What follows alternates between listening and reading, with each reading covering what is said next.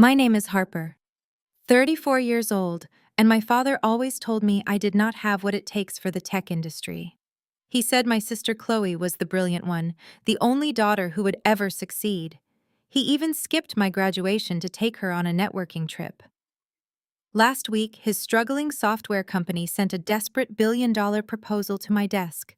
I run the $6.7 billion tech giant he needs to survive. The pitch meeting is tomorrow morning, and he has absolutely no idea who will be sitting across from him in the CEO chair. Before I continue this story, let me know where you are watching from in the comments below.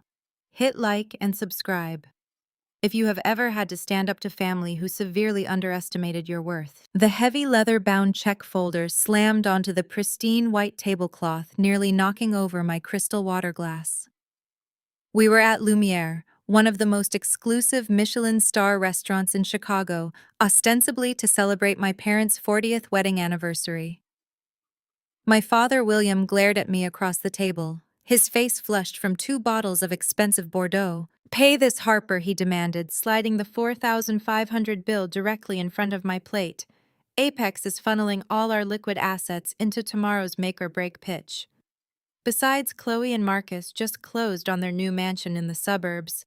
Your little freelance graphic design gig has no overhead, so do your duty for the family for once. I stared at the black leather folder, feeling the familiar weight of his disdain. For as long as I could remember, my role in this family was to absorb the financial and emotional hits so my older sister could shine. The restaurant buzzed with low, elegant chatter, and the clinking of fine silverware contrasting sharply with the hostility radiating from my family's side of the table. Chloe swirled her champagne, her diamond tennis bracelet catching the warm restaurant lighting. She offered me a smile that held absolutely no warmth. "It is a shame you dropped out of that coding boot camp 10 years ago." "Harper?" she said, her voice dripping with manufactured pity. "If you had my drive, I would let you carry my briefcase to the NovaCore pitch tomorrow. We are about to secure a billion-dollar partnership that will revolutionize the industry. You could have learned a lot just by watching me work." I kept my face perfectly neutral, though a bitter laugh threatened to bubble up in my throat. She was talking about the boot camp my father had actively forced me to quit. I remembered the day he marched into my dorm room demanding I withdraw, so he could divert my tuition money to fund Chloe's lavish semester abroad in Paris. He had told me then that I lacked the analytical brain for software, effectively forcing me to hand my initial algorithms over to Chloe so she could use them for her own portfolio to secure a vice president position at his company. She had been coasting on my stolen scraps for an entire decade, parading as a tech prodigy, while Apex Solutions slowly bled money under their combined incompetent leadership. Marcus, my brother-in-law, leaned forward. As an African-American man who had climbed the corporate ladder using his effortless charisma, he was currently the public relations director for Apex and always played the fake peacemaker. "Hey, someone has to design menus for local cafes," Marcus chimed in with a smooth, patronizing chuckle, placing a hand over his heart as if showing genuine affection. "We still love you, Harper. Your arts and crafts are valid too, even if they do not pay the big corporate bills. We cannot all be industry leaders like your sister." "My mother." Vivian sighed heavily, adjusting her silk scarf with a look of profound disappointment. "Honestly, Harper," she muttered, looking me up and down with critical eyes, "I wish you would dress a bit more appropriately for these upscale venues. You clearly max out your credit cards trying to look successful, but it just looks desperate. We are trying to maintain a certain image here, and your presence always seems to complicate our family dynamic." Her words were designed to cut just as they always were. I remembered when she refused to co-sign a small business loan for me, claiming I would bankrupt the family with my pipe dreams. Yet she eagerly signed away half her retirement to help Marcus and Chloe buy a 7-bedroom estate they barely lived in. They operated on a fundamental belief that my sole purpose was to serve as a contrasting backdrop to Chloe's golden success. It was a dynamic they relied on to feel superior, building their egos entirely on the foundation of my supposed failures. I did not argue. I did not raise my voice or defend my wardrobe. which happened to be a custom-tailored Italian suit worth far more than my father's luxury sedan. I simply sat there, letting their toxic assumptions hang in the heavy air between us. The waiter stepped up to the table, clearing his throat nervously as he waited for someone to present a form of payment. My father tapped his fingers impatiently against the polished wood, gesturing aggressively toward the folder sitting in front of me. "Come on," Harper Williams snapped, checking his heavy gold watch with an exaggerated sigh of annoyance. "Do not make a scene. We have a massive day tomorrow, and I need to get some sleep. Novacor does not do business with amateurs, and we have to be sharp." Instead of shrinking back, I reached into my designer purse and calmly pulled out a pure titanium Black Centurion card. The heavy metal made a sharp, satisfying clink as I dropped it onto the silver tray held by the waiter. I stood up smoothly. "Good luck tomorrow, Dad. Novacor's CEO destroys all code thieves." Vivian let out a sharp scoff that sliced through the tense silence of the restaurant. She reached across the table and tapped her perfectly manicured fingernail against the titanium card resting on the silver tray. "A Black Centurion card," Vivian said, her voice dripping with venomous amusement. "Are we supposed to be impressed, Harper? We all know what happens when you sign up for these high-fee credit cards just to look rich. You are probably drowning in debt just to spite your sister. Maxing out your limits to buy a single custom suit does not make you a tech mogul." Chloe laughed a high and grating sound as she leaned her head against Marcus's shoulder. "Let her have her fantasy, Mom. It must be exhausting watching me prepare to close a billion-dollar merger while she designs flyers for dog walkers.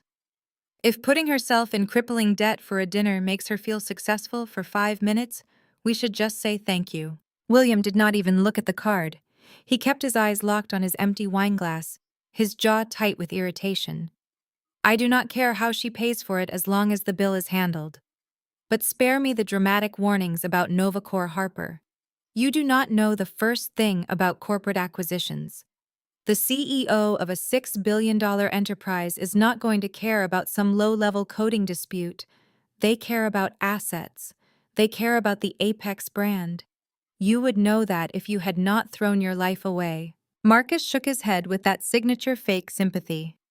"Financial literacy is important, Harper. When this bill hits your statement next month, do not come crying to us for a bailout. We have a mansion to furnish, and William needs all his capital for the Novacor transition." Harper looked at the four of them.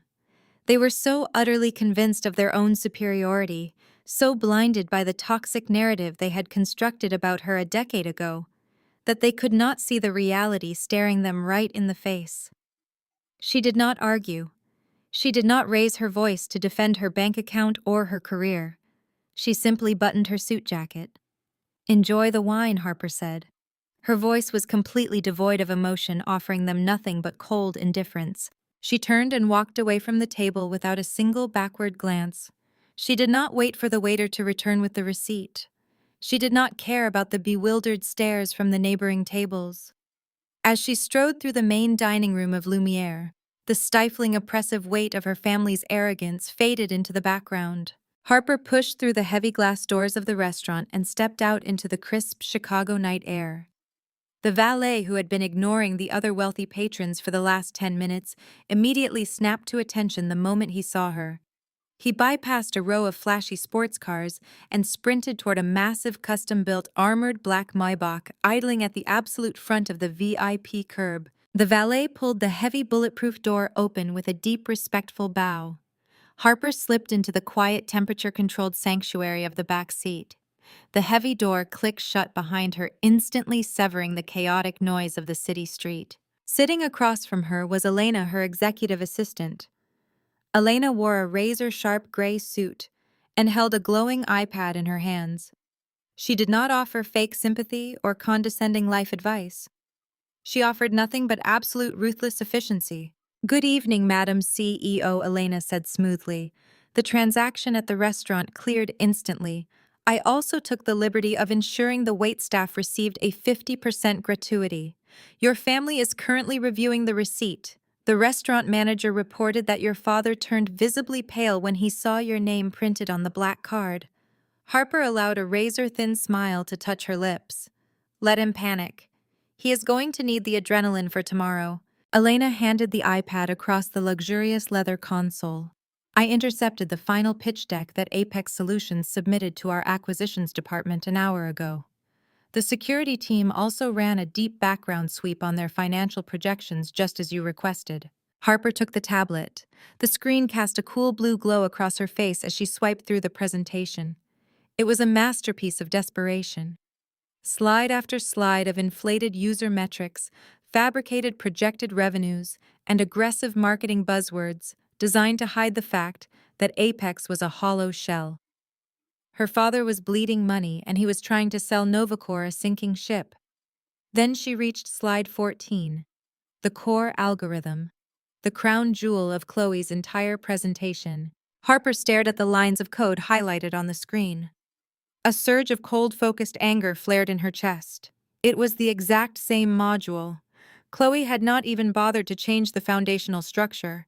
It was the security algorithm Harper had written from scratch in her cramped dorm room a decade ago. She remembered the night William had burst into her room screaming that she was wasting her time, telling her she lacked the analytical capacity for the tech world. He had shoved a legal waiver in her face, forcing her to sign the intellectual property over to Chloe. He claimed Chloe needed a strong portfolio to secure her vice president title at Apex, and that Harper owed her sister for all the sacrifices the family had made.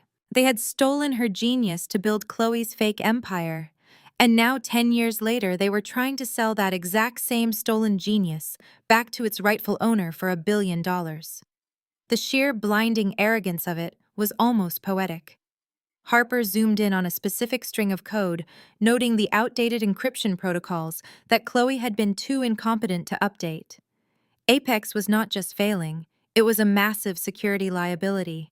Elena watched Harper's face, carefully reading the absolute 0-degree temperature of her boss's demeanor. She tapped her own digital notepad, preparing to execute orders. "Their financials are entirely fraudulent," Elena stated flatly. "Apex is functionally bankrupt. They are relying solely on this merger with Novacore to pay off 3 massive commercial loans that go into default by the end of the week. Given the state of their pitch deck and the obvious IP theft, this meeting is a waste of your valuable time." Elena paused, looking up from her screen. "Should I cancel the Apex meeting for tomorrow morning? Madam CEO, I can have security deny them entry at the lobby." Harper locked the iPad screen and tossed it casually onto the empty seat beside her. She leaned back against the plush headrest, looking out the tinted window as the Maybach glided smoothly through the glowing city streets. The time for hiding was over. The time for being the family scapegoat was officially dead and buried. "Absolutely not," Harper said, her voice dropping to a dangerous icy whisper. "Prepare the glass boardroom on the top floor. Make sure the lighting is perfect and the audio recording systems are fully operational. Let my family walk in there tomorrow morning. Let them stand up and pitch to me." She turned back to Elena, her eyes burning with the promise of utter destruction. "They have absolutely no idea who I am." The morning sun hit the gleaming glass facade of the Novacore Tower, casting long, sharp shadows across the bustling Chicago streets.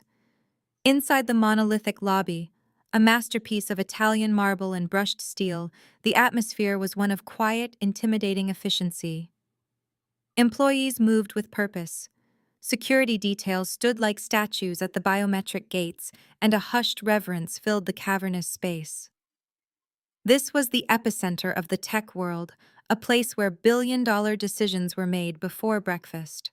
Through the revolving doors strutted William, Chloe, and Marcus, bringing a wave of disruptive entitlement into the pristine environment. William wore a sharply tailored but undeniably outdated suit, his chest puffed out as if he owned the building, rather than being a desperate man begging for a financial lifeline. Chloe flanked him, her knuckles white around the handle of a designer briefcase, her heels clicking aggressively against the marble floor. Marcus trailed slightly behind, flashing his practiced public relations smile at anyone who made eye contact, smoothing his perfectly trimmed lapels. They bypassed the designated visitor queue entirely and marched directly up to the main security desk. A young receptionist in a crisp gray uniform politely asked for their identification and meeting reference codes. William scoffed loudly, slapping his palm flat against the counter. He demanded immediate access, proclaiming that they were the executive board of Apex Solutions, and they had a 9 o'clock acquisition pitch with the CEO. He informed the young woman that people of their stature did not stand in lines or wear cheap paper visitor badges. While the receptionist calmly explained the mandatory security protocols, Chloe spotted an intern rushing past with a tray of coffees. She snapped her fingers at the young man, ordering him to hand over an iced oat milk latte and telling him to put it on the Novacore executive tab. The intern simply gave her a bewildered look and kept walking, leaving Chloe to loudly complain to Marcus about the appalling lack of professionalism in modern tech companies. Marcus offered a smooth, placating laugh, leaning over the reception desk to hand the unimpressed security officer a glossy, gold-embossed business card. He tried his usual charm, suggesting they skip the formalities to keep the executives happy, but the officer remained perfectly stoic, handing back the card and directing them to the metal detectors. 75 floors above the lobby, Harper stood in the center of her sprawling penthouse office. The entire southern wall was composed of floor-to-ceiling security monitors, offering her a godlike view of every corner of her empire. Her hands were clasped loosely behind her back, her expression carved from ice as she watched her family's humiliating display of arrogance play out in high definition. Elena stood one step behind her, holding a sleek black tablet, completely silent, as they observed the circus below. Harper watched her father berate a security guard over the indignity of having his briefcase scanned. She watched Marcus nervously fix his tie in the reflection of a steel pillar, the facade of the confident peacemaker slipping for just a fraction of a second. But her eyes eventually locked onto the feed from the 74th floor executive waiting lounge where the trio had finally been escorted. Chloe sat on a plush leather sofa, her earlier bravado entirely gone. She unzipped her designer briefcase and pulled out a thick stack of printed documents. Harper instructed Elena to zoom in on camera 4. The image on the screen enlarged, focusing sharply on the papers trembling in Chloe's hands. A cold, sharp wave of vindication washed over Harper. The documents were algorithm schematics. Even through the security feed, Harper instantly recognized the faded, scrawled handwriting in the margins of the printed code. They were her own notes. Chloe had literally scanned and printed Harper's original college notebooks, not even bothering to retype the foundational architecture she had stolen a decade ago. Chloe was frantically tracing her manicured finger over Harper's old handwriting, her lips moving silently as she tried to memorize complex technical jargon she did not possess the intellect to understand. "She is still struggling with the encryption sequence on page 4. Harper murmured, her voice echoing softly in the quiet office. She always stumbled during the beta tests because she refused to actually learn the coding language. She prefers to memorize the shape of the words instead of their function. She is terrified. Elena tapped her tablet, bringing up the meeting schedule. "They have been waiting for 14 minutes, Madam CEO. Should I send them into the boardroom, or would you prefer they sweat a little longer?" Harper watched her father pace the length of the waiting lounge, pulling at his collar. His face flushed with a mixture of anger and desperate anxiety. "Let them proceed," Harper instructed, turning away from the monitors. "It is time." Down in the executive lounge, the tension was thick enough to choke on. William was muttering under his breath about the blatant disrespect of making a CEO wait. Chloe was hyperventilating slightly, shoving the stolen notes back into her briefcase the moment she heard the sharp click of a door unlocking. The executive receptionist, a sharply dressed woman with an aura of absolute authority, stepped out from the inner sanctum. Before she could speak, Marcus intercepted her. He turned on his most magnetic, charismatic smile, slipping seamlessly into his role as the opportunistic hustler. "Listen, we want to make sure we hit all the exact right notes today," Marcus said, lowering his voice conspiratorially. "Your CEO is notoriously private. No photos online, no public profiles, total ghost. What makes him tick? Give me a hint about his preferences, and I will personally make sure you are heavily compensated when Apex takes over this division." Marcus smoothly slid a crisp $100 bill across the polished reception desk, tapping it twice with his index finger. The receptionist looked at the money as if it were a dead insect. She did not blink. She did not break eye contact. With a single perfectly manicured finger, she slowly pushed the bill back across the desk until it fluttered off the edge and landed on the floor at Marcus's expensive leather shoes. Chloe swallowed hard, her hands shaking visibly now.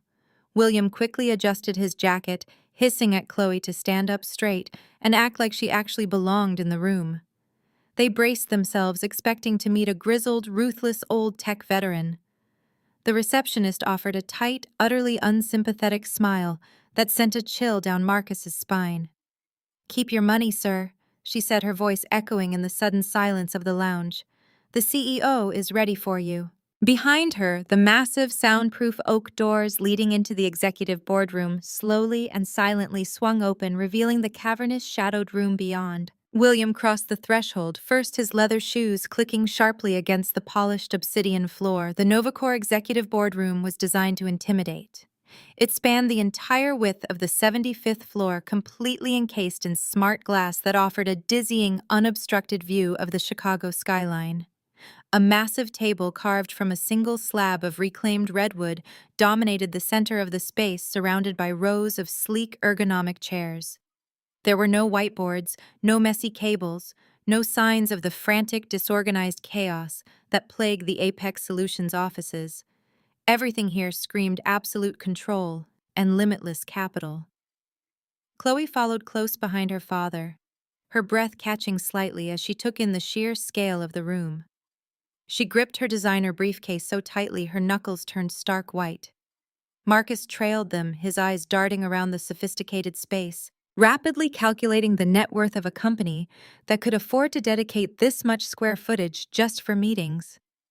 At the far end of the redwood table, a high-backed black leather executive chair was turned entirely away from the door, facing the panoramic view of the city. A figure sat in the chair, perfectly still, silhouetted against the morning sun. William immediately bristled. He hated being ignored, and he despised feeling small. He marched halfway down the length of the redwood table, throwing his own scuffed leather briefcase down with a loud, aggressive thud. He adjusted his tie, clearing his throat loudly to announce his presence to the back of the chair. When the figure did not immediately respond, William's legendary temper flared. He slammed his palm against the tabletop. "Listen here," William barked, his voice echoing harshly in the cavernous room. "We have been kept waiting in that lounge for 20 minutes. We are the executive board of Apex Solutions, and we do not have time for secretaries or junior assistants to prep the room. Get the CEO in here right now. We have a billion-dollar acquisition to discuss, and my patience is entirely exhausted." Chloe stepped up beside her father, her confidence artificially inflating as she chimed in. "Honestly, the lack of professionalism is astounding," Chloe sneered, crossing her arms over her chest. "I am the vice president of product. My time is incredibly valuable. If your boss cannot respect our schedule, maybe we should take our proprietary algorithms to your competitors. Go fetch the CEO and tell them Chloe expects an apology for this delay." Marcus shifted uncomfortably from foot to foot. He possessed a sharper instinct for corporate power dynamics than his wife or father-in-law, and the absolute silence from the figure in the chair was making the hair on the back of his neck stand up. He placed a cautious hand on William's shoulder, attempting his usual damage control. "Now let us not rush to hostility," William Marcus murmured smoothly. "I am sure the CEO's assistant is just following protocol." The figure in the black leather chair finally moved. One hand, adorned with a simple, devastatingly expensive platinum watch, reached out and gripped the edge of the redwood table. Slowly, deliberately, the high-backed chair swiveled around. Harper sat perfectly composed, her legs crossed, wearing a charcoal gray bespoke suit that radiated undeniable authority. She leaned back, resting her hands steepled in her lap, and locked her cold, unblinking gaze directly onto her father. The silence that crashed down over the boardroom was sudden, violent, and completely deafening. All the oxygen seemed to instantly vaporize from the room. William stopped breathing entirely. His mouth fell open, a pathetic gasp dying in his throat as his face rapidly drained of color, then flushed a dangerous mottled purple. He stared at the daughter he had publicly humiliated less than 12 hours ago, his brain violently short-circuiting as it tried to process the impossible reality sitting in front of him. Chloe's reaction was instantaneous and visceral, her jaw unhinged. Her fingers went completely numb. The designer briefcase slipped from her grasp, hitting the obsidian floor with a sharp crack. The clasp burst open, and the stolen algorithm notes, the very code she had built her entire fraudulent career upon, spilled out and scattered pathetically across the ground. Marcus took a physical step backward, his polished facade shattering as his eyes darted from Harper to the massive Novacore logo etched into the glass wall behind her, putting the pieces together with horrifying clarity. Harper did not say a single word. She simply watched them drown in their own terrifying realization. She watched the absolute destruction of their arrogant superiority unfold in real time. William finally found his voice, though it came out as a ragged, furious sputter. "What kind of sick, twisted joke is this?" William exploded, pointing a trembling finger at Harper. "How did you get in here? Did you bribe someone at the front desk? Did you sneak into this building just to sabotage your sister's pitch? You vindictive, jealous little brat?" Chloe scrambled to her knees, frantically gathering her spilled papers, her voice shrill with panic. "Get out of that chair, Harper!" she shrieked, clutching her stolen notes to her chest. "If the real CEO walks in and sees you sitting there, you will ruin this deal for us. You have always been determined to ruin my life." William grabbed his phone from his pocket, his face contorted with rage. "I am calling security right now," William snarled. "I am going to have you thrown out on the street where you belong, and I am cutting you out of this family forever. You are an absolute disgrace." Harper watched his meltdown with a look of supreme, chilling boredom. She uncrossed her legs, leaned forward over the massive redwood table, and pressed a single silver button on her intercom console. Security Harper said, her voice ringing out crisp and commanding through the room's hidden speakers. "Lock the boardroom doors. My sister is about to begin her pitch." The magnetic locks on the heavy oak doors engaged with a resounding metallic clack that echoed like a gunshot through the cavernous boardroom. The sound finalized their captivity. William stood frozen, the color draining from his face as the reality of his situation crashed over him. The daughter he had spent a lifetime diminishing, the woman he had berated over a dinner bill just hours ago, was the singular force controlling the fate of his entire empire. Harper leaned back in her high-backed leather chair. She gestured toward the front of the room where a massive, seamless glass screen dominated the wall. "Go ahead, Chloe." Harper commanded, her voice dropping the temperature in the room by 10 degrees. "You requested this meeting. You demanded my attention. Pitch me." Chloe looked like she might be physically ill. Her hands trembled violently as she knelt on the floor, frantically trying to gather the scattered pages of her presentation. She shoved them back into her designer briefcase, her perfectly manicured nails catching on the clasps. William grabbed her arm, hauling her to her feet with a desperate, bruising grip. He shoved her toward the podium, hissing under his breath for her to pull herself together and deliver the presentation. Chloe stumbled to the control console. She plugged in her drive, and the massive screen behind Harper illuminated with the Apex Solutions logo.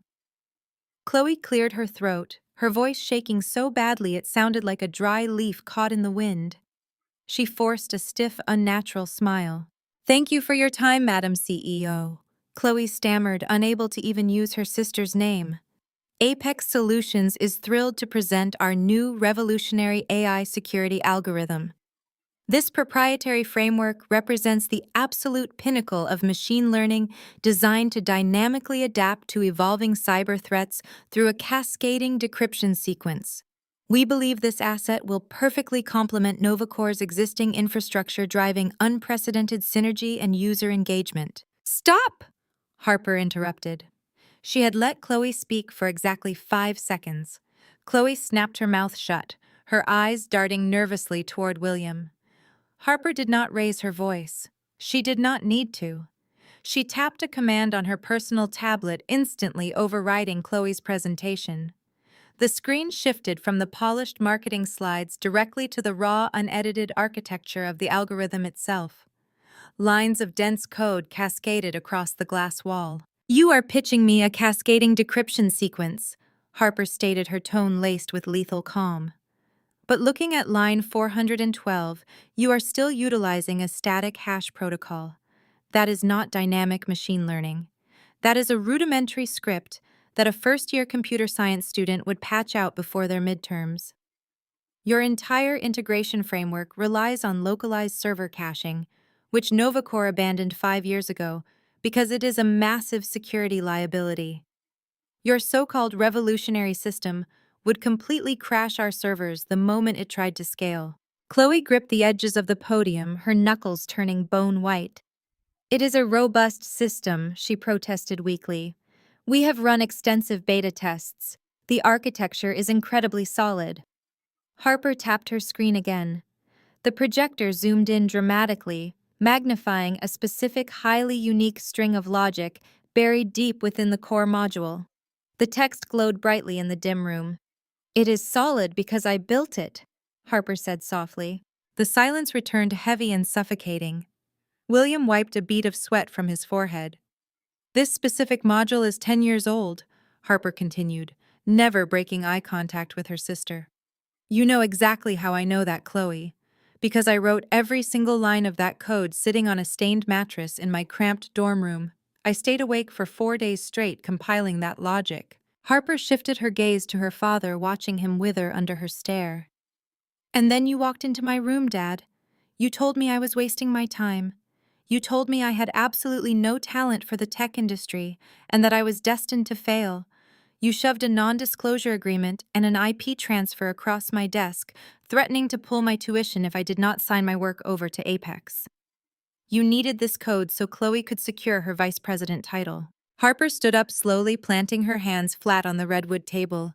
She leaned forward, the sheer force of her presence pinning them to the floor. "You took my genius and slapped her name on it," Harper said, her voice echoing with decades of restrained fury. "And the most pathetic part is that in 10 entire years, neither of you possessed the intellect to actually update it. You have been coasting on my stolen scraps for a decade, parading around as an industry leader while running a company into the ground. And now you have the supreme staggering audacity to walk into my building and try to sell my own stolen property back to me for $1 billion. William scrambled forward, his carefully manicured image completely disintegrating. "Harper, please," he pleaded, holding his hands up in a desperate gesture of surrender. "We can explain everything. This is just a misunderstanding. Apex has other assets. We have commercial real estate. We have a massive client list. We can restructure the deal. We can make you the majority shareholder of the Apex board. This is Family Harper. We can keep this all in the family. Just do not cancel the acquisition. If NovaCore backs out now, the banks will seize everything. We will lose the house. We will lose the company." Chloe was weeping openly now, her mascara running down her cheeks, all her previous arrogance entirely washed away by the terrifying reality of her own incompetence. William continued to babble, offering increasingly desperate concessions, practically begging on his knees to save his failing empire. But before he could offer another pathetic compromise, Marcus stepped forward. He smoothly sidestepped his hyperventilating wife and completely ignored his groveling father-in-law.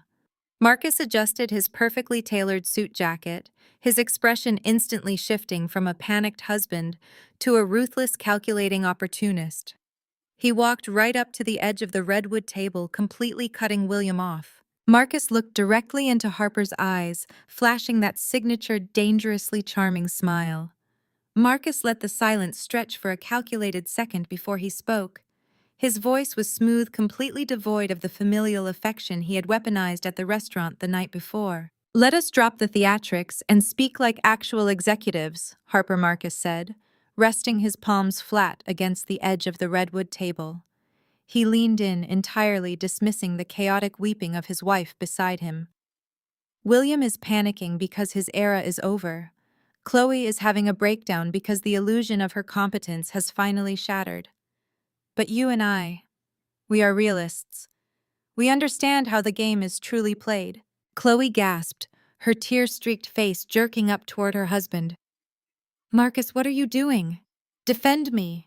Marcus did not even spare her a downward glance. He kept his predatory gaze locked entirely on Harper. I will be the first to admit the truth. Marcus continued, his tone brisk and clinical. The algorithm in that pitch deck is completely outdated garbage. We both know it. Apex Solutions has not innovated a single line of viable code in a decade. But you do not want Apex for its tech, Harper. You are the CEO of Novacore. You already have the most advanced security architecture on the planet. You want Apex for the brand. Harper remained perfectly still, her face an unreadable mask. She allowed him to keep digging. The Apex name still carries weight. Marcus pressed, his voice dropping into a conspiratorial register. William spent 30 years building deep, entrenched relationships with federal defense contractors and legacy banking institutions. Those institutions are terrified of new tech. They trust the Apex logo. Novacore needs that legacy market penetration to bypass years of bureaucratic red tape. I can hand you that access on a silver platter. Harper tilted her head a fraction of an inch. How exactly do you plan to do that, Marcus? You are merely the public relations director. Marcus smiled a slick, venomous grin that revealed his true nature. Titles are just window dressing. I have spent the last 5 years quietly cultivating leverage with the Apex board of directors.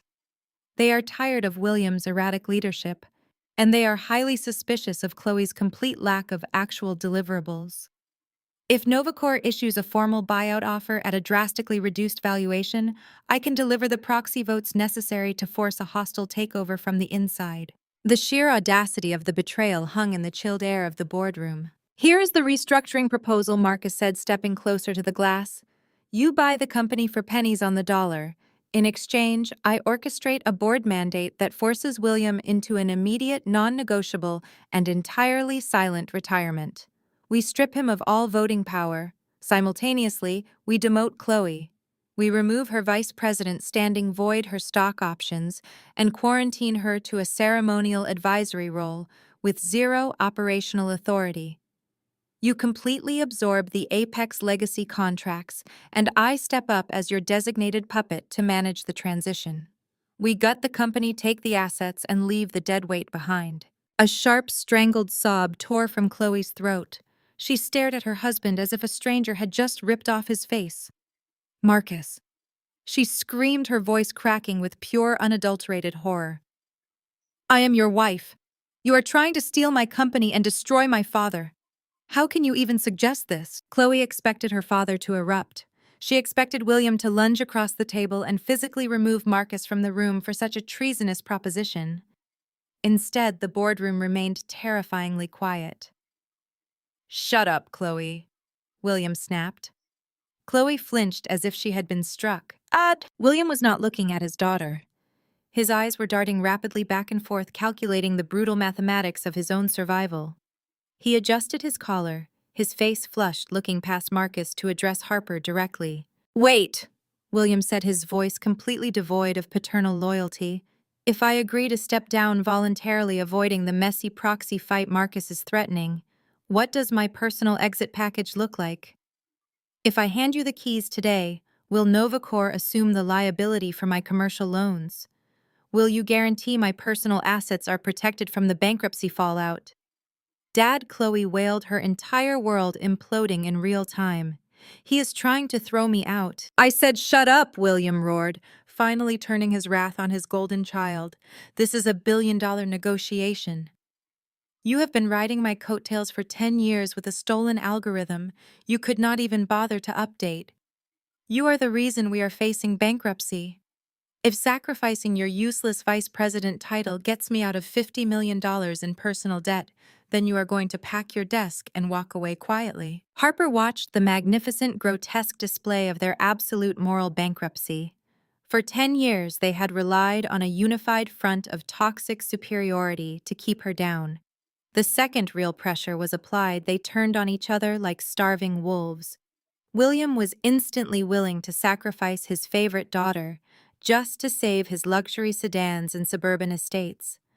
Marcus was eager to publicly humiliate his own wife just to secure a parasitic foothold in Novacore. They were exactly the people she had always known them to be.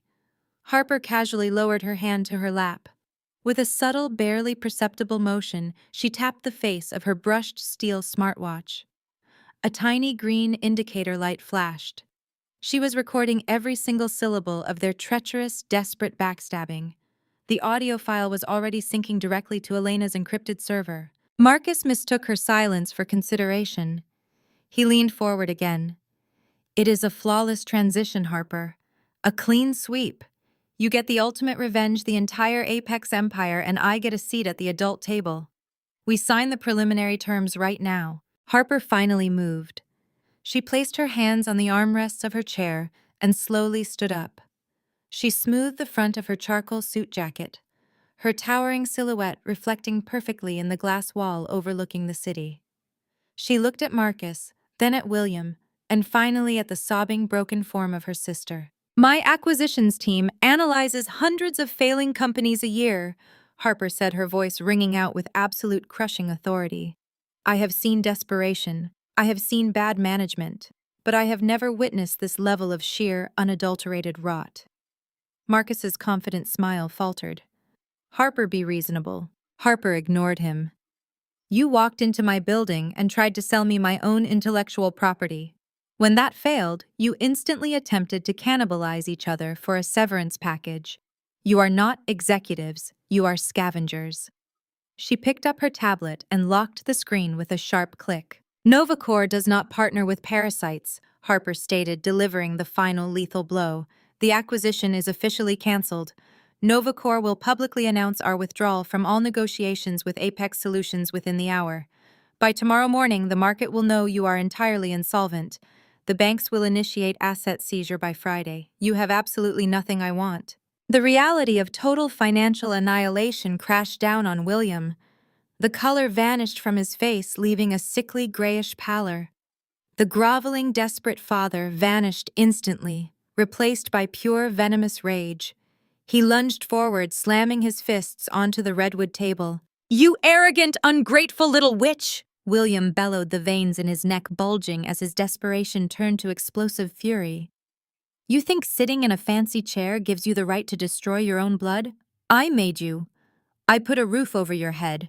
I will burn this entire company to the ground before I let you walk away from this deal. I will drag your name through the press. I will ruin you." Harper stared back at him, utterly unfazed by the screaming man who had once terrified her. William stood there, his chest heaving, as the echo of his own shouting faded into the sleek, soundproofed walls of the executive suite. He waited for Harper to flinch. He waited for the ingrained obedience of the daughter he had conditioned to fear his temper to finally surface.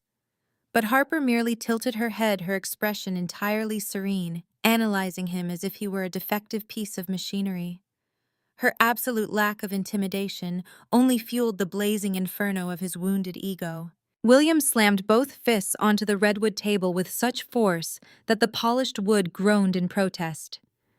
"You think you are untouchable sitting up here in your glass tower?" he snarled, leaning across the table until the veins in his neck stood out like thick purple cords. "You think because you wear a custom suit and hold a CEO title that you can simply erase me? I have spent 3 decades building relationships in this industry. I know every major technology journalist, every venture capitalist, and every market analyst on the Eastern Seaboard." Marcus stepped up beside his father-in-law, his previous panic replaced by a renewed predatory confidence as he realized William had found an angle of attack. "You are taking Novacor public next month." William continued, a cruel, triumphant sneer twisting his face. "Your initial public offering is the most anticipated market event of the year. Investors are looking for stability, Harper. They are looking for reliable leadership. What do you think happens to your billion-dollar valuation when I go to the press tomorrow morning? What happens when I give an exclusive interview detailing how the brilliant CEO of Novacor is actually a vindictive, unstable, ungrateful daughter who stole her own family's assets and abandoned them to bankruptcy?" Chloe wiped her running mascara, her posture straightening as she sensed the power dynamic shifting back in their favor. "It will be a media circus," Chloe chimed in, her voice regaining its usual shrill edge. We will tell them you are completely unhinged. We will say you stole the algorithm from Apex before you left. It will be tied up in litigation for years and your investors will scatter like roaches. I will absolutely tank your stock prices right before the opening bell rings on your IPO, William stated, his voice dropping to a lethal, confident whisper. I will drag your name through the mud until you are a pariah in the tech world. You will lose everything you have built here. You are going to sign the acquisition paperwork today. Harper or I will personally ensure Novacore is completely destroyed by Monday. Harper remained perfectly still. Her mind operated at a speed they could not even begin to comprehend. She did not fear William's threats. She had an ironclad paper trail, irrefutable proof of her original code authorship, and the audio recording she had just secured of their attempted extortion and corporate sabotage. Going to court would be a slaughter. However, an extended media battle and a messy public lawsuit right before the IPO would be a tedious distraction. It would cause market fluctuations she preferred to avoid. More importantly, Harper realized that simply rejecting them, in the privacy of this boardroom, was not enough. They needed a public execution. They needed to be dismantled on a stage so massive that they could never recover their reputations or peddle their fraudulent legacy to another buyer ever again. She needed them to walk willingly into a trap. Harper let a heavy, prolonged silence stretch across the room. She allowed her shoulders to drop a fraction of an inch. She broke eye contact with William, lowering her gaze to the polished surface of the table. She unclasped her hands and rested them flat on her lap. It was a masterpiece of subtle physical acting. She projected the exact image of a woman who had just realized she was cornered. Marcus noticed the shift immediately. He grinned, sharing a victorious look with William. They had her. They had found the chink in the armor of the mighty Novacore CEO. Harper let out a long, shuddering breath. She raised a hand to rub her temples, projecting absolute defeat. She looked up at her father, her eyes carefully stripped of their previous icy authority, replacing it with a manufactured look of reluctant surrender. Fine, Harper said quietly, her voice lacking its former sharp edge. William exhaled a sharp breath of relief, adjusting his tie as his arrogance returned in full force. I knew you would finally see reason, he said, his voice dripping with condescension. Have your legal team send the revised contracts to my office by 5 o'clock. No, Harper replied, raising her hand to stop him. If we are doing this, we are doing it my way. You want the public relations boost of a Novacore partnership. You want the market to see that we are a united front. Signing papers in a quiet office accomplishes nothing for your brand visibility. William narrowed his eyes suspiciously. What exactly are you proposing? The Global Tech Summit is this Friday, Harper said, her tone flat and defeated. It is the largest industry conference of the year. Every major investor, journalist, and tech executive will be in attendance. I am delivering the keynote address at noon. I will announce my decision regarding the acquisition there. Marcus's eyes lit up with unadulterated greed. He rapidly calculated the media exposure. A live acquisition announcement at the Global Tech Summit would send Apex's valuation skyrocketing overnight. It was a public relations goldmine. That is acceptable, Marcus said quickly, stepping forward to seal the victory.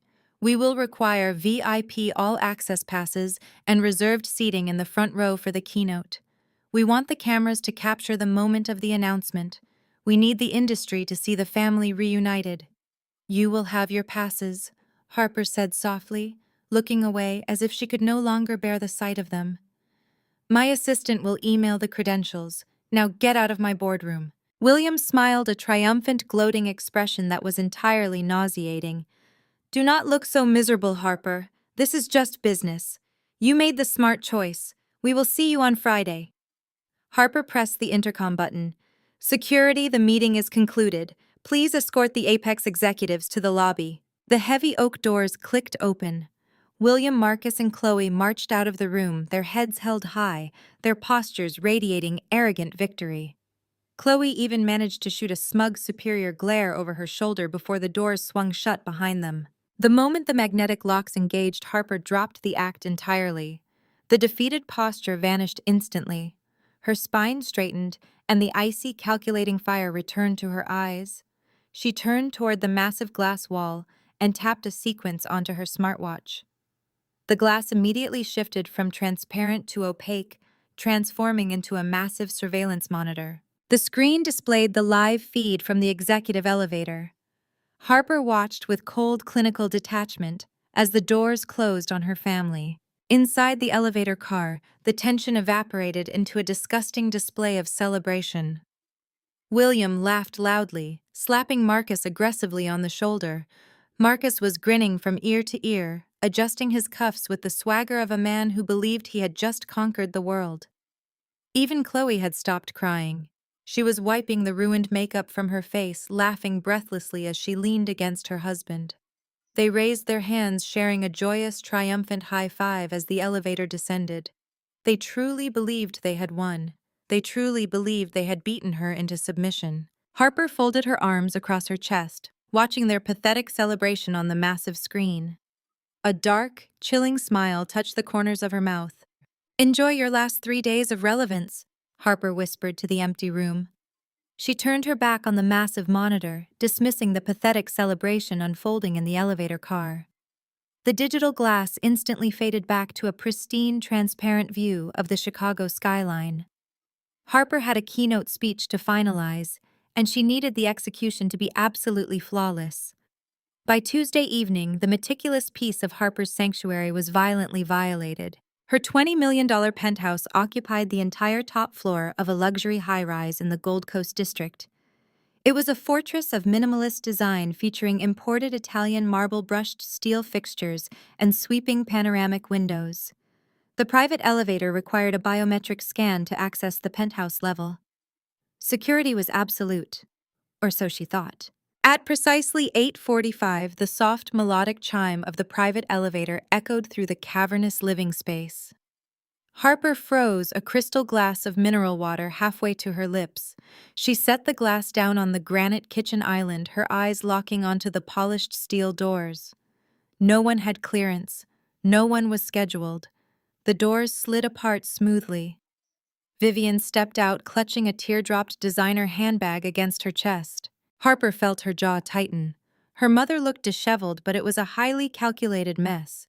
Vivian's usually immaculate blonde hair was slightly frayed, her makeup artfully smudged beneath her eyes to suggest hours of agonizing weeping.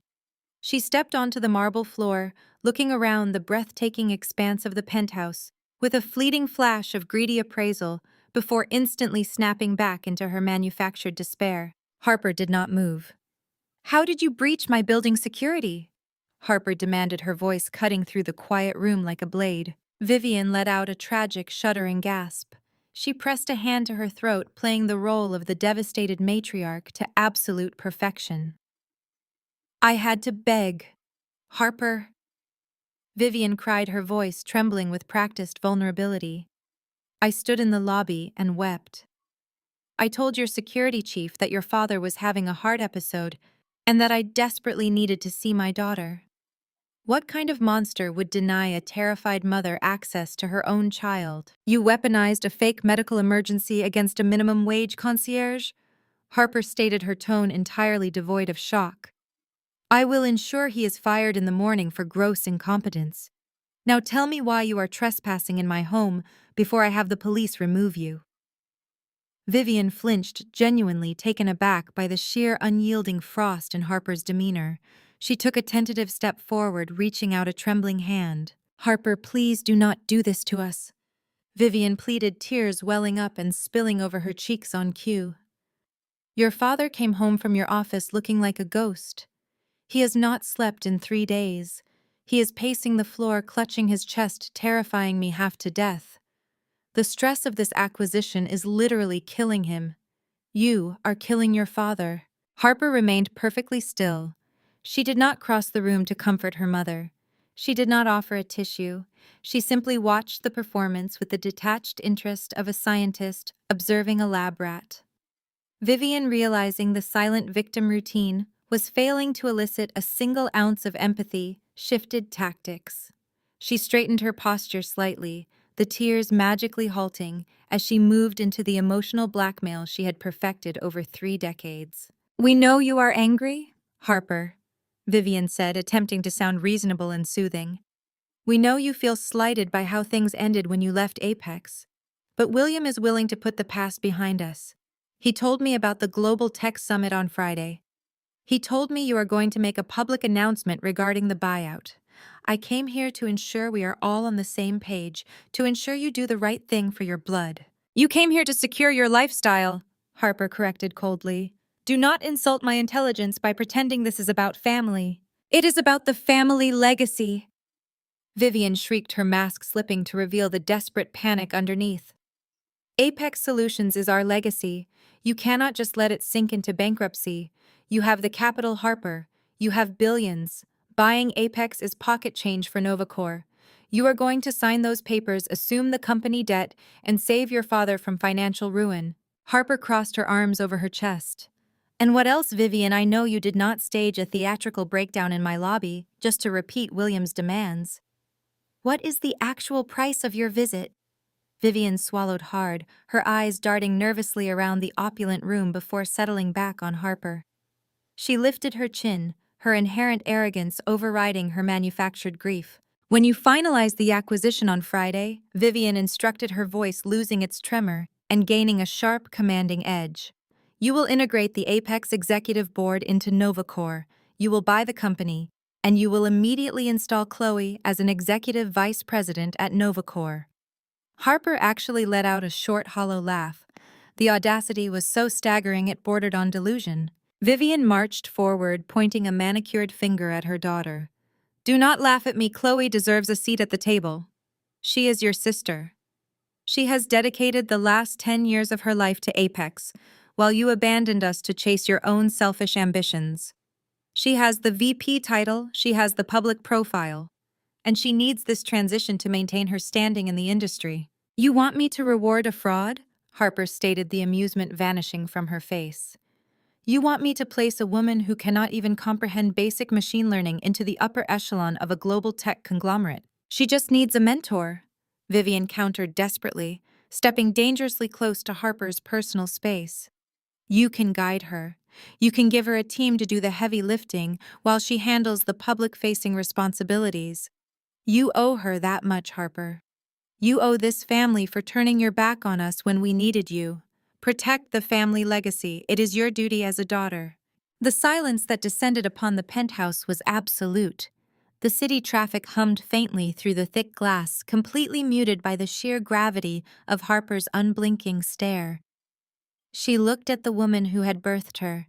She looked at the architect of the golden child dynamic, the woman who had spent 30 years nurturing Chloe's mediocrity while actively suffocating Harper's brilliance. Harper did not sigh. She did not argue. She turned on her heel and walked purposefully across the marble floor. She approached a massive, abstract canvas dominating the far wall of the living space. Harper reached behind the heavy frame, her fingers finding the hidden biometric scanner. A soft click echoed in the quiet room as the hidden wall safe disengaged. Harper pulled the heavy steel door open. She reached inside and retrieved a thick, heavily sealed manila envelope. She closed the safe, the locking mechanism securing itself automatically. Vivian watched her, her brow furrowing in confusion. What are you doing? What is that? Harper walked back across the room, stopping exactly 2 feet away from her mother. Without a single word of hesitation, she tossed the thick manila envelope. It hit the marble floor right at Vivian's designer-clad feet with a heavy, definitive thud. Let us talk about family legacy, Mother. Vivian stared down at the heavy manila envelope resting on the pristine marble floor.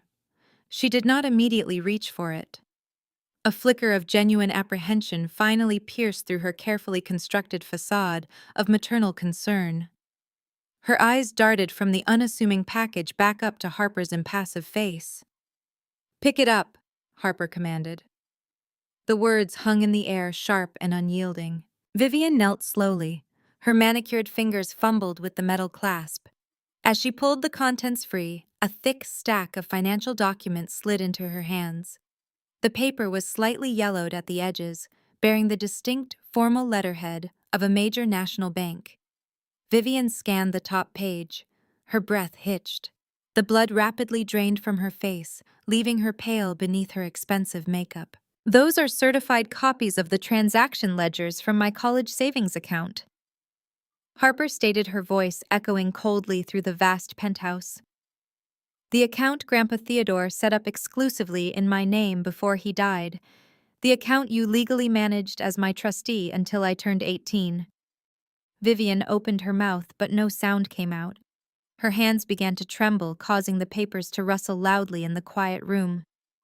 Go ahead and look at the dates, Vivian. Turn to page 3. Vivian swallowed hard, her eyes locked onto the numbers. 12 years ago, Harper continued, her tone relentless. I was 17. I had just received my early acceptance letter to MIT. I needed those funds to secure my housing and tuition, but when the bank ran the transfer, the account was empty. Over $200,000 completely vaporized in the span of 3 months. Harper took a slow, deliberate step forward. She towered over her mother, casting a long shadow across the documents. Do you remember the story you told Dad? Harper asked. Her voice did not rise, but the intensity behind it was suffocating. Do you remember standing in our kitchen crying those exact same fake tears you are crying right now? You told him I had forged your signature. You told him I had illegally wired the money to an offshore account. You convinced him I had blown my entire future on partying and illegal drugs. I had to, Vivian whispered, her voice barely audible. Her gaze remained fixed on the damning numbers. You do not understand the pressure we were under. Oh, I understand it perfectly, Harper countered. Look at the matching ledger I attached to the back of the packet. Vivian slowly turned the pages. The second set of documents bore the logo of a high-limit luxury credit card company. The name on the account belonged to Chloe. Chloe had maxed out 4 separate premium cards, Harper explained, meticulously dismantling her mother's defenses. She was in her sophomore year, spending money she did not have on designer clothes, chartered flights, and European vacations. The collection agencies were preparing to sue. They were going to place a lien on your house. So you made a choice. You illegally drained your youngest daughter's college savings account to pay off the reckless, fraudulent debt of your golden child. Harper felt the familiar phantom sting of the night that followed. She channeled that old pain into her current absolute authority.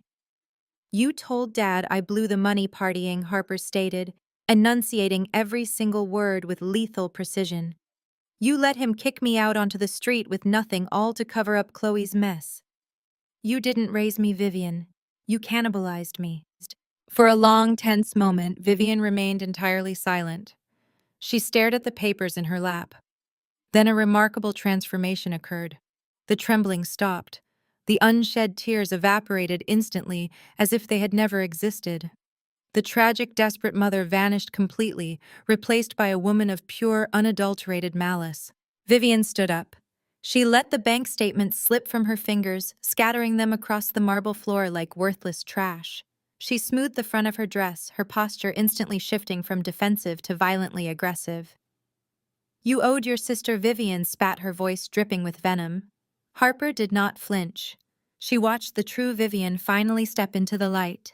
Chloe was building a network, Vivian continued, her tone utterly remorseless. She was mingling with the elite, making connections that this family needed to survive. She possessed the social grace and the charm to elevate the Apex brand. You were just a socially inept teenager hiding behind a computer screen. You did not need that money. You would have squandered it on obscure textbooks and useless tech projects. Chloe was an investment. You were an afterthought. Harper absorbed the words. For a brief second, she wondered if hearing her mother vocalize the absolute rejection would hurt. It did not. It merely confirmed every calculated decision Harper had made since the moment she walked into the boardroom. I protected this family, Vivian sneered, taking a step toward Harper. I did what had to be done to ensure our legacy survived. And you are going to do the exact same thing. You think these old bank statements frighten me?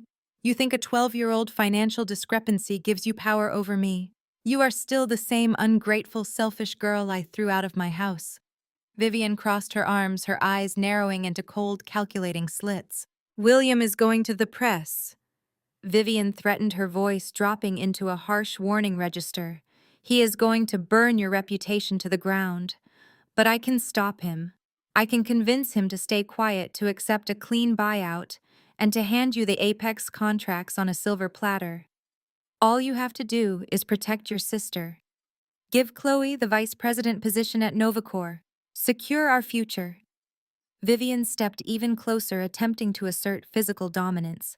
And if you do not announce this merger on Friday, Vivian stated, every word dripping with toxic confidence, I will personally ruin you. I will go on every daytime television show in the country and tell the world how the CEO of Novacor abused and abandoned her own family. I will destroy your public image before your IPO even hits the market. Harper looked at the woman standing before her. She saw the desperation masking the arrogance. She saw the pathetic reliance on a power dynamic that had died the night she left home. Harper did not argue. She did not engage. She simply turned her body and raised her right arm, pointing a single steady finger directly at the steel elevator doors. Security is waiting in the lobby, Harper said, her voice dropping to a glacial, unyielding calm. They will ensure you exit the building without further incident. Vivian stared at her, her face twisting with furious disbelief. You are making a massive mistake, Harper. Harper pressed the intercom button on her kitchen island. Send the elevator up for my guest, she instructed the concierge. She turned her cold gaze back to her mother. The Global Tech Summit is on Friday. Bring your entire family. I want you all in the front row. The brushed steel doors slid shut, sealing away Vivian's mask of impotent rage. Harper stood alone in the quiet expanse of her penthouse, the silence ringing with absolute clarity. She did not feel fear or the familiar heavy guilt that had plagued her youth. She felt the exhilarating, razor-sharp rush of the endgame. By Wednesday morning, the delusion of the Apex executive team had mutated into a breathtaking public spectacle, the Delusion broadcast. Harper sat at the massive oak desk in her corner office, her eyes fixed on her dual monitors. A live stream of the Silicon Valley Vanguard podcast played on the left screen. It was the most influential tech media platform on the West Coast. The host, a prominent journalist known for making or breaking startups, sat across a polished table from Chloe. Chloe wore a stark white blazer, her hair styled to project an image of effortless corporate dominance. She leaned into the microphone with a smug, practiced smile that made Harper's stomach turn. Chloe firmly believed Vivian's ambush had succeeded. She believed the threat of public ruin had forced Harper to capitulate. There are massive shifts coming to the sector, Chloe announced, her voice dripping with artificial humility. Apex Solutions has always been a pioneer. We are currently finalizing a strategic merger with Novacor. It is a natural evolution. We are bringing them back into the fold.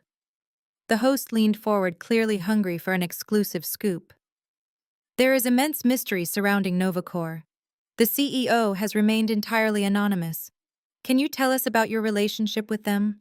Chloe offered a soft, patronizing laugh. I can say that the CEO of Novacor is brilliant. But raw brilliance needs guidance to become a viable market product. I have spent the last decade nurturing top-tier talent at Apex. We provided the incubator for that genius. Novacore's success, its underlying architecture, is fundamentally built on the foundation we designed at Apex. I personally mentored their leadership. Integrating their new technology under my direct executive supervision will completely change the industry. Harper closed the video tab with a swift click of her mouse. Chloe had just publicly tied Apex's entire future valuation to a massive, easily disprovable lie. She had claimed authorship of Harper's code. She had essentially told 2 million live listeners that Novacor was a subsidiary project of Apex. When that lie collapsed on a public stage, the resulting shockwave would not just damage their reputation, it would obliterate it. The shadow acquisition. Harper picked up her secure line, bypassing her executive assistant and connecting directly to her lead corporate attorney and her primary wealth manager. I need a complete, unredacted financial profile of Apex Solutions. Harper commanded, her tone entirely devoid of emotion. Specifically, I want the granular details of their outstanding corporate debt. Who holds their paper, when do the notes mature, and what are the immediate buyout clauses? The response from her financial team was swift and devastating. Apex was bleeding cash at an unsustainable rate. William had leveraged the company to its absolute limit, borrowing heavily from 3 distinct venture capital firms just to keep the lights on, while he desperately shopped the company around for a buyout. They were drowning. Harper did not just want to reject their extortion attempt on Friday. She wanted to own their survival.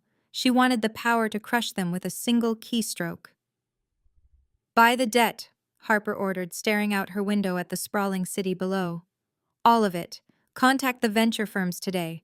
Offer them a 20% premium above market value if they sign over the promissory notes by midnight." "Ms. Evans," her wealth manager cautioned through the speakerphone, "that is a highly aggressive maneuver. Apex is a sinking ship. Taking on their debt exposes Novacor to unnecessary risk." "I am not using Novacor capital," Harper clarified, her voice dropping to a lethal quiet register. "I am using my personal accounts. Route the transactions through the Cayman holding companies. Use shell corporations if you have to. Apex must not know who holds their leash until Friday morning. Just execute the purchase." For the next 8 hours, Harper transformed her office into a war room. She directed her legal team with surgical precision. She watched the digital transfers clear one by one. The venture capital firms, eager to offload toxic debt at a premium, eagerly signed away their rights. By 6 o'clock that evening, the shadow acquisition was complete. Harper personally owned 85% of Apex Solutions' outstanding liabilities. If William missed a single payment, or if Harper decided to call in the debts based on a breach of covenant, she could legally seize their remaining assets. She owned their headquarters. She owned their servers. She owned the very chairs they sat on, the guillotine. Thursday afternoon arrived with a heavy electric tension in the air. The Novacor communications team had been working around the clock finalizing the logistics for the Global Tech Summit. Harper sat alone at the massive conference table in her boardroom, a printed copy of the summit's VIP guest list spread out before her. She held a red pen methodically tracing lines beneath specific names. The sheer scale of the upcoming event was staggering. 2,000 industry professionals were registered to attend the keynote address. But Harper was only interested in a select few. She circled the names of the major technology journalists who had just amplified Chloe's fraudulent podcast interview. She underlined the names of the angel investors who had been keeping Williams' luxurious lifestyle afloat on the promise of a lucrative Novacor buyout. She highlighted the executives from competing firms who were eager to see Apex fail. It was the perfect audience for a public execution. Harper picked up a sleek black invitation card from the top of the stack. It was the all-access VIP pass Vivian had so desperately demanded. She ran her thumb over the gold foil lettering. Her family was walking willingly into a coliseum, entirely convinced they were the lions. They had no idea they were the prey. Harper checked her smartwatch. It was time. She packed the guest list into her leather briefcase alongside the newly minted debt ownership contracts. She walked to the boardroom doors and turned back to look at the empty room one last time. The guillotine was primed. All they had to do was stick their necks out. Harper turned her back on her father and stepped out of the shadows of the wings. The backstage darkness instantly gave way to the blinding kinetic glare of a dozen follow spotlights. The sheer scale of the Global Tech Summit auditorium was staggering. 2,000 of the most powerful individuals in the technology sector packed the tiered seating, creating a low, thrumming roar of anticipation that vibrated through the floorboards. She ascended the steel steps to the main stage with a slow, measured cadence. Every camera lens in the room swung toward her. Every smartphone was raised. Harper wore a meticulously tailored midnight blue power suit that projected absolute authority. She did not wave, she did not smile. She simply walked to the clear acrylic podium at the center of the 50-foot stage and looked out over the sea of faces. As she gripped the edges of the podium, the deafening roar of the crowd rapidly dissolved into a dead electric silence.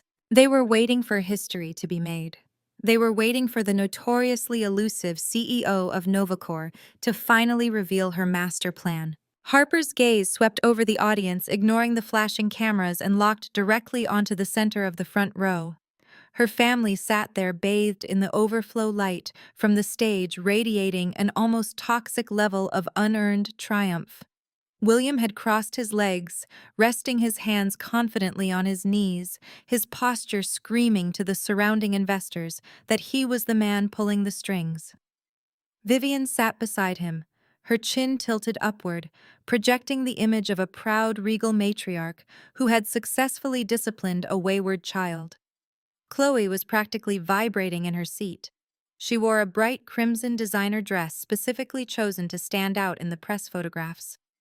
Chloe was already glancing around at the industry journalists seated nearby, a smug, expectant grin plastered across her face, eagerly waiting for her name to be called. Marcus sat on the end, his chest puffed out, nodding eagerly at a venture capitalist across the aisle. They truly believed Harper had surrendered. They firmly believed the threat of a public scandal had broken her will and secured their financial salvation. Harper adjusted the microphone.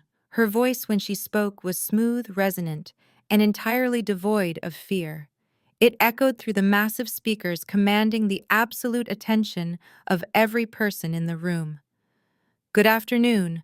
I am Harper Evans, founder and Chief Executive Officer of Novacor. A ripple of excited applause broke out, but Harper silenced it with a sharp, dismissive raise of her hand. We are gathered here today to discuss the future of artificial intelligence. Harper began, her tone shifting into a sharp academic cadence. We spend our lives engineering systems designed to optimize efficiency, to predict market trends, and to eliminate human error. We build algorithms that process millions of data points in a fraction of a second. But a machine learning model is only as reliable as the data it is fed. An algorithm built on corrupted data will inevitably produce a corrupted result. The same principle applies to the corporate structures we build. Harper took a slow breath, stepping out from behind the podium so her entire body was visible to the audience. She paced slowly across the stage, her presence commanding absolute focus. Today I want to talk to you about integrity in the age of AI, Harper continued. I want to talk about the foundation of truth. In this industry, we frequently see companies masking their foundational rot with aggressive marketing and manufactured legacies. We see executives claiming authorship of innovations they do not understand. We see parasites feeding off the brilliance of others, assuming that a loud voice and a tailored suit can successfully disguise intellectual bankruptcy. Down in the front row, the smug grins faltered for a fraction of a second. William uncrossed his legs, leaning forward slightly, his brow furrowing in confusion. This was not the standard corporate merger speech. This was not the conciliatory tone he had demanded. Harper stopped pacing. She stood dead center on the stage and gestured gracefully toward the massive 50-foot LED screen behind her. For the past month, the market has been consumed by rumors regarding Novacor's expansion strategy. Harper announced, her voice ringing out crisp and clear. Speculation has heavily linked my company to a legacy technology firm, a firm that claims to have incubated the very code that powers Novacor today. Harper pressed a button on the sleek black remote concealed in her palm. The massive screen behind her flared to life. The pristine silver Novacor logo smoothly dissolved, replaced instantly by the bold, aggressive geometric shapes of the Apex Solutions logo. A collective murmur swept through the auditorium. Journalists scrambled to type updates on their laptops. Venture capitalists exchanged knowing glances. The rumor was true. The acquisition was happening. In the front row, the family's hesitation vanished, replaced by an overwhelming surge of arrogant validation. William puffed out his chest, turning to shoot a victorious, "I told you so, look at Marcus." Chloe sat up perfectly straight, fixing her hair and preparing to stand up the moment Harper announced her new vice president title. Vivian placed a manicured hand over her heart, playing her part for the cameras perfectly. Harper watched them preen. She watched them bask in the stolen glory. Her face remained a mask of absolute glacial indifference. Apex Solutions has presented itself to the market as a pioneer of machine learning. Harper said, her voice dropping to a deadly quiet register that forced the entire room to lean in. They have presented themselves as a family united by innovation and driven by ethical corporate leadership. They have leveraged this public image to secure hundreds of millions of dollars in venture capital. Harper looked directly down into William's eyes. She saw his triumphant smile freeze. She saw the first cold prickle of genuine terror finally pierce his arrogance. But as I stated earlier, Harper continued raising the clicker so the entire audience could see it. An algorithm built on corrupted data will inevitably fail, and a legacy built on theft cannot survive the light of truth. Harper pressed the button. A sharp, deafening sound effect of shattering glass echoed through the auditorium's surround sound system. On the massive 50-foot screen, the Apex Solutions logo violently splintered. The geometric shapes cracked and exploded outward, showering the digital display with digital debris before fading into a pitch-black void. The audience gasped in unison. Then, slamming onto the screen with the force of a physical blow, giant, bold, blood-red letters illuminated the darkness. Corporate fraud. The words hung on the massive screen, bathing the auditorium in a harsh crimson glow. For a fraction of a second, the 2,000 attendees simply stared, their collective breath caught in their throats. Then the silence shattered. Harper did not raise her voice over the rising tide of gasps and frantic whispers. She maintained her position behind the clear acrylic podium, her posture radiating an unshakable glacial calm. She pressed the clicker in her palm again. The bold red letters vanished instantly, replaced by a complex, highly detailed spreadsheet. To the untrained eye, it was merely a wall of dense numbers. To the financial analysts, venture capitalists, and tech journalists packing the room, it was a smoking gun. "What you are looking at," Harper stated, her voice echoing with absolute authority over the state-of-the-art sound system, "are the genuine, unredacted internal ledgers for Apex Solutions spanning the last 5 years. On the left side of the screen, you will see the revenue reports officially submitted to the Securities and Exchange Commission, the very same reports included in every pitch deck handed to the investors sitting in this room today. On the right side, you will see the actual cash flow." She advanced the slide. A massive line graph appeared, visually mapping the data. It showed a devastating, undeniable divergence between two lines. For half a decade, Apex Solutions has been engaged in a systemic, highly coordinated effort to falsify their recurring revenue. Harper explained, dissecting the fraud with surgical precision. They created an extensive network of offshore shell companies. They moved the exact same capital back and forth across international borders to simulate new client acquisition and rapid quarterly growth. They claimed a 30% year-over-year increase in enterprise contracts. The reality is that their core product has been hemorrhaging legitimate clients since their initial launch. Harper clicked to a new slide displaying bank routing numbers, wire transfer receipts, and digital signatures. She looked directly at a cluster of men in tailored suits, sitting in the VIP section just a few rows behind her family. To the representatives from Vanguard Capital and Sterling Investments sitting in rows 3 and 4. Harper said, her gaze locking onto the stunned executives. "You were explicitly told your Series C funding was going toward research and development of a new neural network architecture. It went entirely toward servicing toxic, high-interest corporate debt just to prevent immediate bankruptcy. You have been funding a mirage." The auditorium erupted. It was no longer a murmur. It was a deafening roar of absolute outrage. 2,000 smartphones were simultaneously whipped out of pockets and purses. The glow of screens illuminated the darkened seating tiers like a sudden constellation of panic. Shouts of disbelief and anger echoed off the acoustic panels as reporters began furiously typing drafts and sending out live updates to their networks. The flash of cameras turned aggressive, shifting from glamorous red carpet coverage to frantic, rapid-fire paparazzi, documenting a historic corporate collapse. Harper had anticipated the reaction. She pressed her clicker one more time, hard-coding a live ticker at the bottom of the 50-foot screen. The digital ticker tracked the pre-IPO gray market valuation of Apex Solutions based on real-time sentiment analysis and instant trade requests generated by the breaking news. The number was in a terrifying vertical freefall. Millions of dollars in perceived value were vaporizing every single second. Investors in the audience were frantically dialing their brokers, their lead attorneys, and their crisis management teams desperate to dump their shares before the market officially opened the next morning. Down in the front row, the facade of the untouchable corporate dynasty violently disintegrated. William's face turned a mottled, dangerous shade of purple. The veins in his neck bulged against his expensive silk tie. The realization that his entire empire was burning to ash on a global stage snapped whatever remaining shred of self-control he possessed. The smug, victorious grin he had worn just minutes prior was entirely gone, replaced by a mask of raw, unfiltered panic. He leaped from his plush leather seat, his chair tipping backward and clattering loudly against the polished floor. He ignored the furious glares and pointed fingers of the defrauded investors surrounding him. "Turn it off!"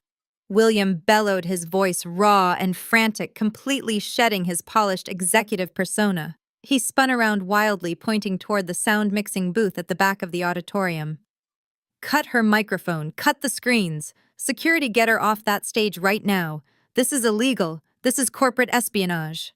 He scrambled toward the velvet rope separating the VIP section from the center aisle, intending to storm the stage himself and physically tear the clicker from Harper's hand. He barely made it 2 steps. 4 massive security guards, men entirely loyal to Novacor and completely indifferent to William's perceived authority, materialized from the shadows bordering the stage. They moved with coordinated, ruthless efficiency. 2 guards intercepted William immediately, grabbing him firmly by his tailored shoulders. "Get your hands off me," William spat, struggling uselessly against their iron grip. "I am the CEO of Apex. I will have you all fired. I will destroy you." The guards did not speak. They did not flinch at his threats. They simply forced him backward, pushing him firmly and aggressively down into his seat. One guard remained standing directly over him, a silent, imposing threat that finally made William freeze in humiliated terror. Vivian sat completely paralyzed beside him, her face ashen. She clutched her designer purse against her chest like a shield as the wealthy elite around her began shouting insults and demands for their money back. But Chloe refused to accept the reality of her sudden demise. Seeing her father physically restrained and her meticulously crafted future evaporating on the screen above, Chloe snapped. She shoved past her mother, practically crawling over the velvet rope, and sprinted toward a nearby press table where a row of journalists sat broadcasting the event live. Before anyone could stop her, Chloe snatched a live hot microphone directly from the desk of a prominent tech reporter. She whipped around to face the stage, her perfectly styled hair now slightly unraveled, her eyes blazing with a desperate manic fury. "She is lying." Chloe's voice shrieked through the auditorium speakers, an abrasive, desperate sound that cut through the roar of the crowd. She pointed a trembling finger at Harper, who stood looking down at her with absolute, unwavering calm. "Do not listen to a single word she says. She fabricated those documents. She is nothing but a jealous, pathetic college dropout who has spent her entire life trying to ruin this family." Harper did not flinch. She did not raise her voice to match the frantic, vibrating pitch echoing from the press table. She simply stood behind the clear acrylic podium and allowed Chloe's desperate accusation to hang in the air. The silence on Harper's end was a weapon amplifying her sister's unhinged lack of control for the 2,000 industry leaders watching the spectacle. The contrast was absolute. On one side of the room stood a polished, panicked fraud. On the stage stood the architect of their destruction, completely immovable. When Chloe finally ran out of breath, her chest heaving beneath her stark white designer blazer, Harper pressed the clicker hidden in her palm. The blood-red letters of corporate fraud vanished from the 50-foot screen. They were instantly replaced by a cascading waterfall of raw, complex alphanumeric text. Millions of lines of proprietary code scrolled down the massive display, illuminating the darkened auditorium in a stark, clinical blue light. "That is a fascinating accusation," Chloe Harper said, her voice smooth and lethally calm, echoing clearly over the state-of-the-art sound system. Let us examine the basis of that claim. Let us look at the underlying architecture of Apex Solutions' highly anticipated flagship product. The exact product you just publicly claimed to have engineered. Harper tapped the remote again. The scrolling code froze. A specific block of text in the center of the screen magnified, highlighted in bright yellow so that even the investors in the back row could see it clearly. Software engineering leaves a footprint, Harper explained to the captivated audience, stepping out from behind the podium and pacing slowly across the stage. When you build a foundational algorithm from the ground up, you leave traces of your methodology. You leave metadata. You leave creation logs. You can steal the surface application, you can slap a new user interface on top of it, and you can certainly market it as your own. But you cannot alter the bedrock metadata without collapsing the entire neural network. Harper gestured gracefully toward the highlighted block of code on the massive screen. What you are looking at is the foundational core sequence of the Apex algorithm. Harper stated, her tone shifting into a sharp, undeniable presentation of facts. Look closely at the creation timestamps. Look at the administrative origin logs. A murmur rippled through the front rows as technical journalists and competing engineers squinted at the screen. The date stamped on the creation log did not read from the last fiscal quarter. It read from exactly 10 years ago. When I was 17 years old, Harper continued, her voice dropping to a register that commanded absolute pin-drop silence across the vast room. I developed a unique data sorting protocol in the basement of my parents' house. It was a passion project. But I had a habit back then, a way of marking my intellectual property before I had the legal means to patent it. I buried a digital signature deep within the foundational compile sequence, a ghost in the machine that only the original author would know how to retrieve. Harper clicked the remote one final time. The screen zoomed in on a single, isolated string of code buried at the bottom of the highlighted block. It was an undeniable hard-coded watermark. It read, HEVANS, Genesis 1. The auditorium erupted. The collective gasp from the press corps and the venture capitalists was a physical wave of sound. Camera flashes exploded in a blinding stroboscopic frenzy, all aimed directly at Chloe. The absolute proof was hovering 50 feet in the air. Apex Solutions does not innovate, Harper stated, her voice cutting through the rising chaos like a perfectly sharpened blade. They steal, they cannibalize, they take the brilliance of others and repackage it to feed their own insatiable greed. And the vice president of product, Chloe, has not written a single line of original code in her entire life. She is a figurehead propped up by stolen intellectual property. Chloe stood frozen at the press table. The microphone slipped from her trembling fingers, hitting the polished wood with a sharp, squealing burst of audio feedback that made several journalists wince. The smug, superior armor she had worn since childhood shattered completely. Her face drained of all color, leaving her looking hollow and terrified beneath the harsh glare of the spotlights. The reporters seated inches away from her immediately turned their cameras upward, capturing every micro-expression of her public annihilation. She opened her mouth to speak, to deny it, to launch another attack, but her vocal cords refused to work. The undeniable digital fingerprint looming on the screen above had vaporized her professional reputation in a matter of seconds. She was no longer a tech visionary. She was a documented thief exposed in front of the entire global industry. Down in the VIP seating, the fallout was instantaneous and catastrophic. William remained pinned to his chair by the NovaCore security team, his face buried in his hands as he watched his legacy turn to ash. Vivian sat rigidly beside him, completely immobilized by the shock of the social and financial ruin crashing down upon them. But Marcus was moving. Marcus had always been a creature of pure, calculating self-interest. He had married into the Apex family for the prestige, the connections, and the guarantee of a lucrative executive position. Looking up at the screen and then looking at his wife standing paralyzed in the flashbulbs of the press, Marcus performed a rapid, ruthless calculus. The Apex ship was not just sinking, it had hit the ocean floor and imploded. Chloe was no longer a golden ticket.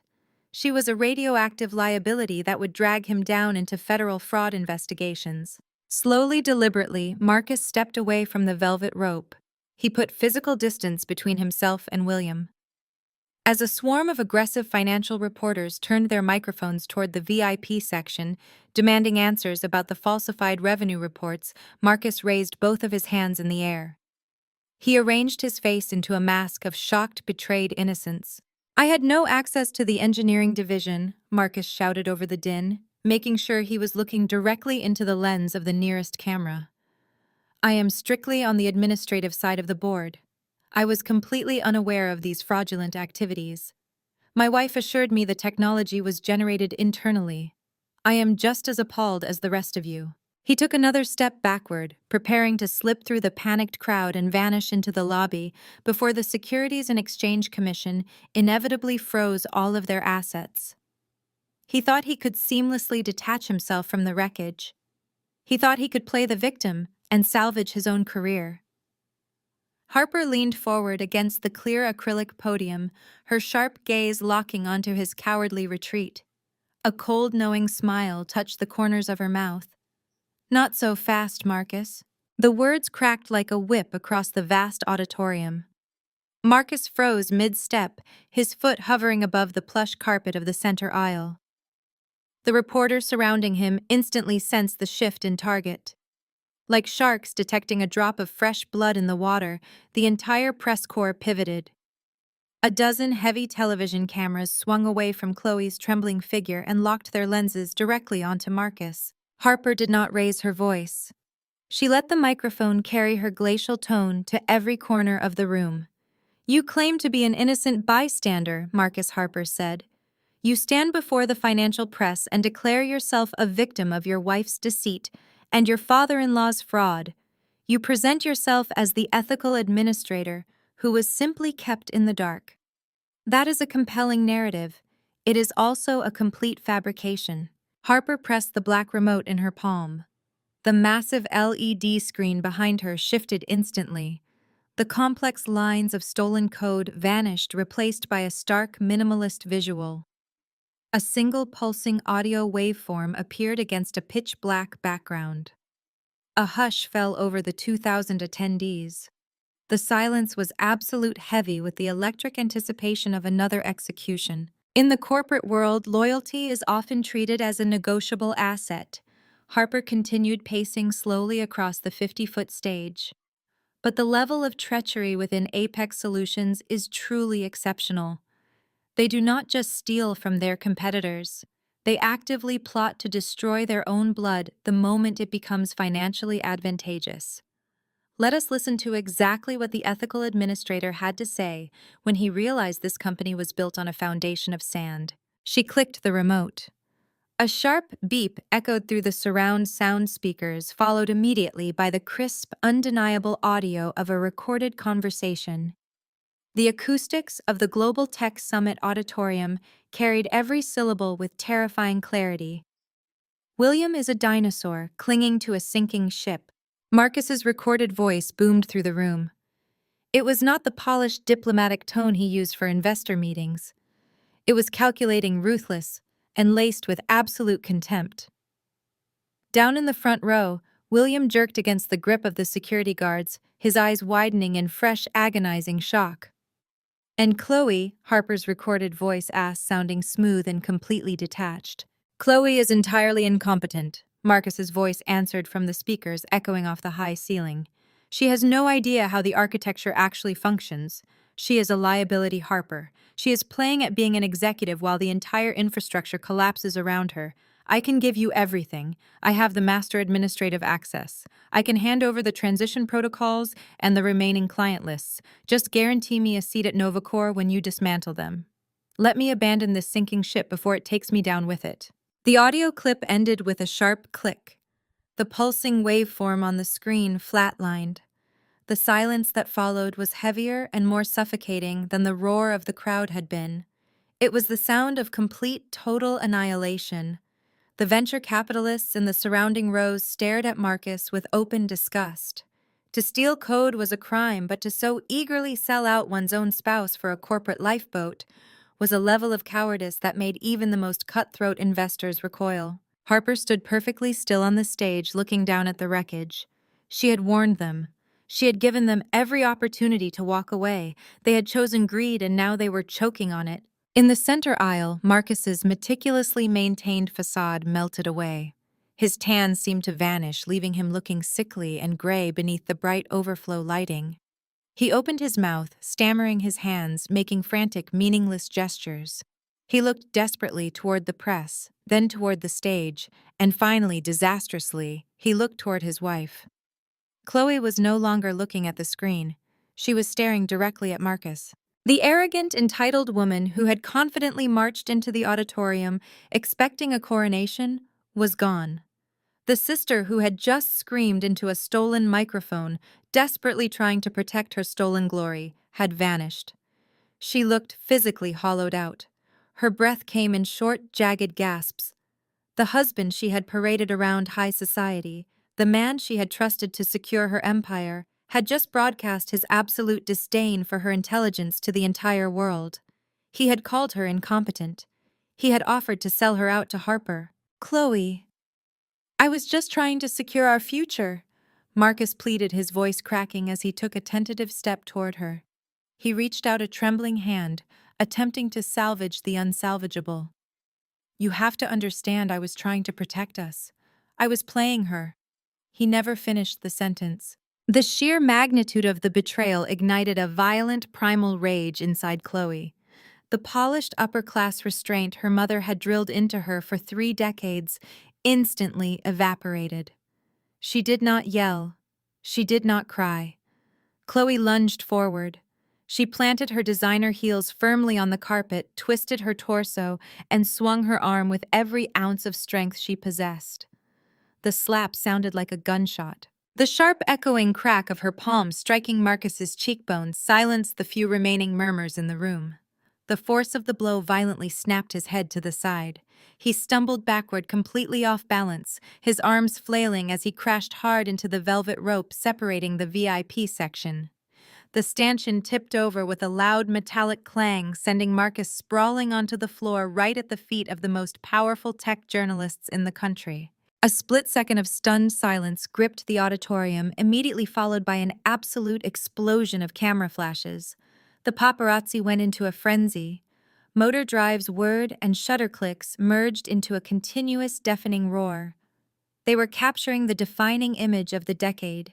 The golden family of Apex Solutions was not just bankrupt and disgraced. They were physically tearing each other apart on the floor of the Global Tech Summit. Marcus scrambled desperately on the carpet, holding his rapidly swelling bright red cheek, trying to shield his face from the blinding onslaught of camera flashes. Chloe stood over him, her chest heaving, her hands balled into tight, shaking fists, completely ignoring the thousands of people documenting her violent breakdown. Harper watched the implosion from the stage. She did not smile. She did not gloat.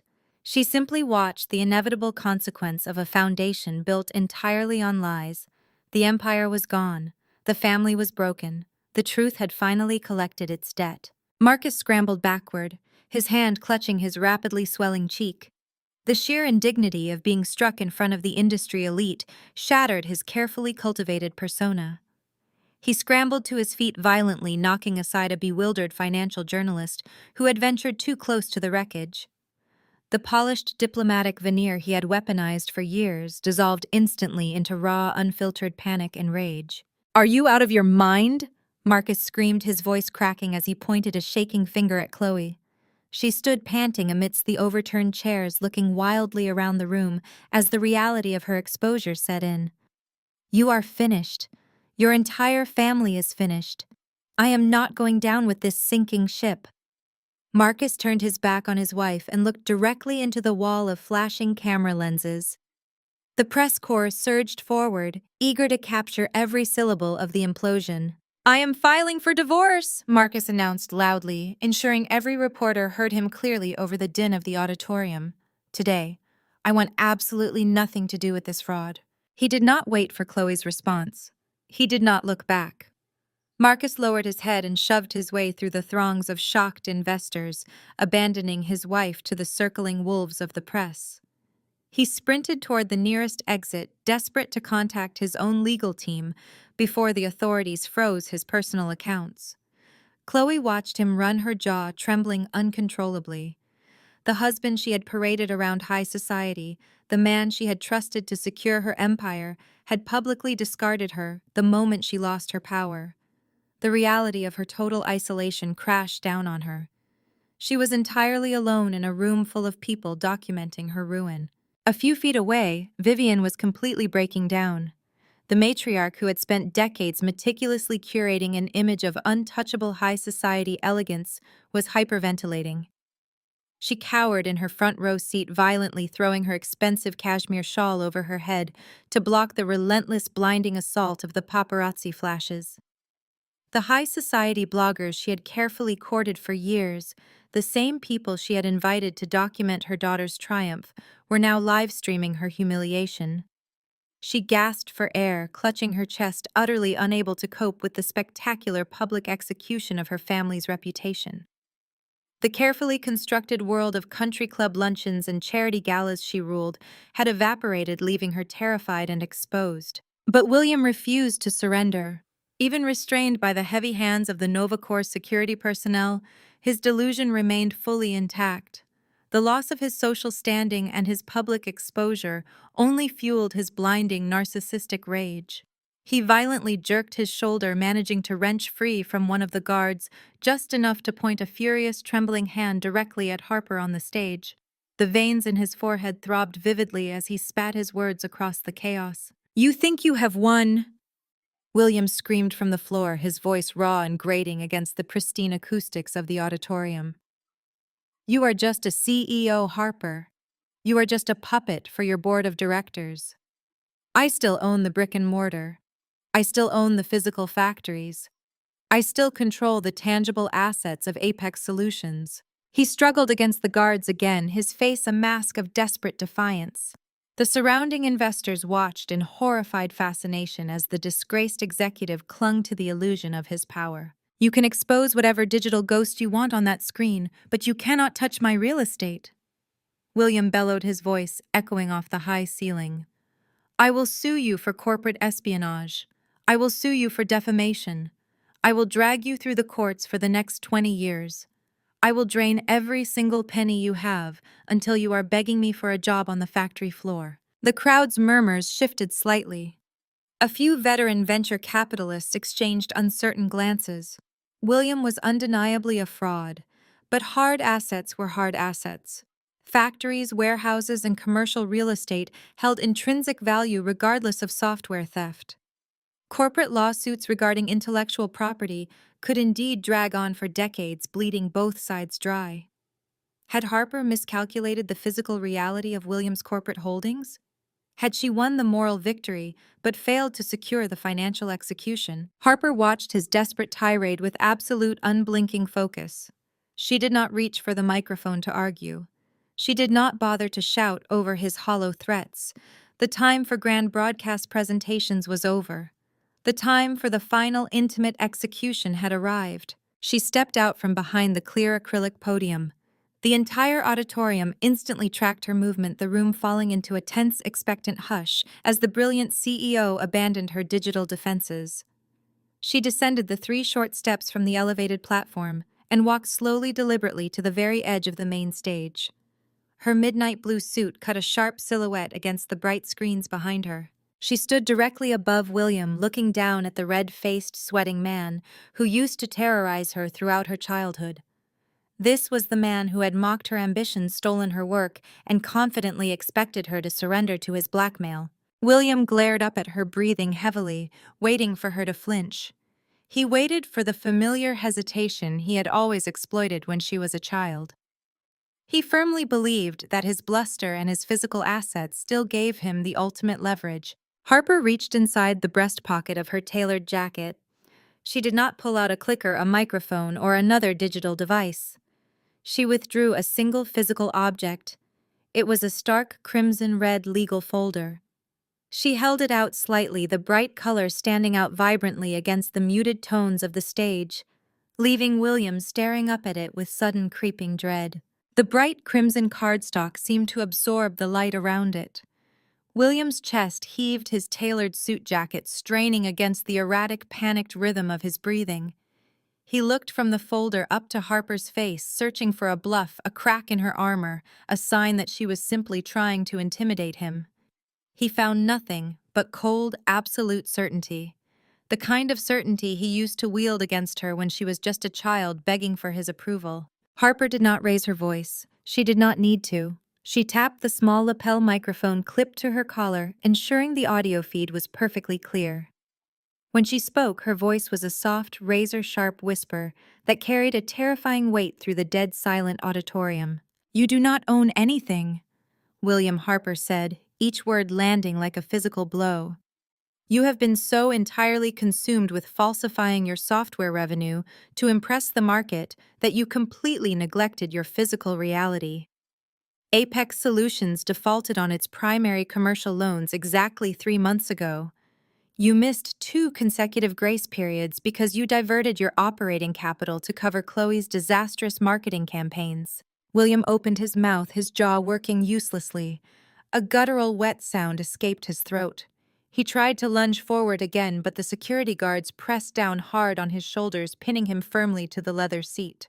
"When a corporation of your size defaults on secured debt," Harper explained, adopting the patient clinical tone of a professor lecturing a failing student, "the lenders seek immediate liquidation. But they prefer quiet transactions to avoid market panic. A private holding company stepped in and purchased your toxic debt for pennies on the dollar. They acquired the liens on your manufacturing plants, your server farms, your corporate headquarters, and the deed to your personal estate in Silicon Valley." Vivian let out a sharp, strangled gasp. She dropped her cashmere shawl, her manicured hands flying to her mouth. The society matriarch, who had built her entire identity around exclusive addresses and limitless credit limits, was suddenly staring into a terrifying abyss. That holding company exercised its legal right to call in the debt in full. Harper continued, taking one final step forward until she was standing inches away from the man who had tormented her. "When you failed to produce the capital, they initiated immediate foreclosure. The transfer of ownership was finalized and officially recorded at the county clerk's office at exactly 8 o'clock this morning. While you were putting on your tailored suit and preparing to accept the applause of this room, the locks on your factories were being changed." With a flick of her wrist, Harper dropped the red folder. It fell through the air and landed squarely on William's lap with a heavy, definitive thud.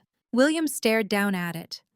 His hands trembled violently as he reached out and flipped open the heavy cardstock cover. Inside lay the certified, notarized foreclosure notices, the eviction mandates, the transfer of deeds. Every single document bore the official seal of the state. He flipped frantically through the pages, his eyes scanning the legal jargon, desperately looking for a loophole, a mistake, a way out.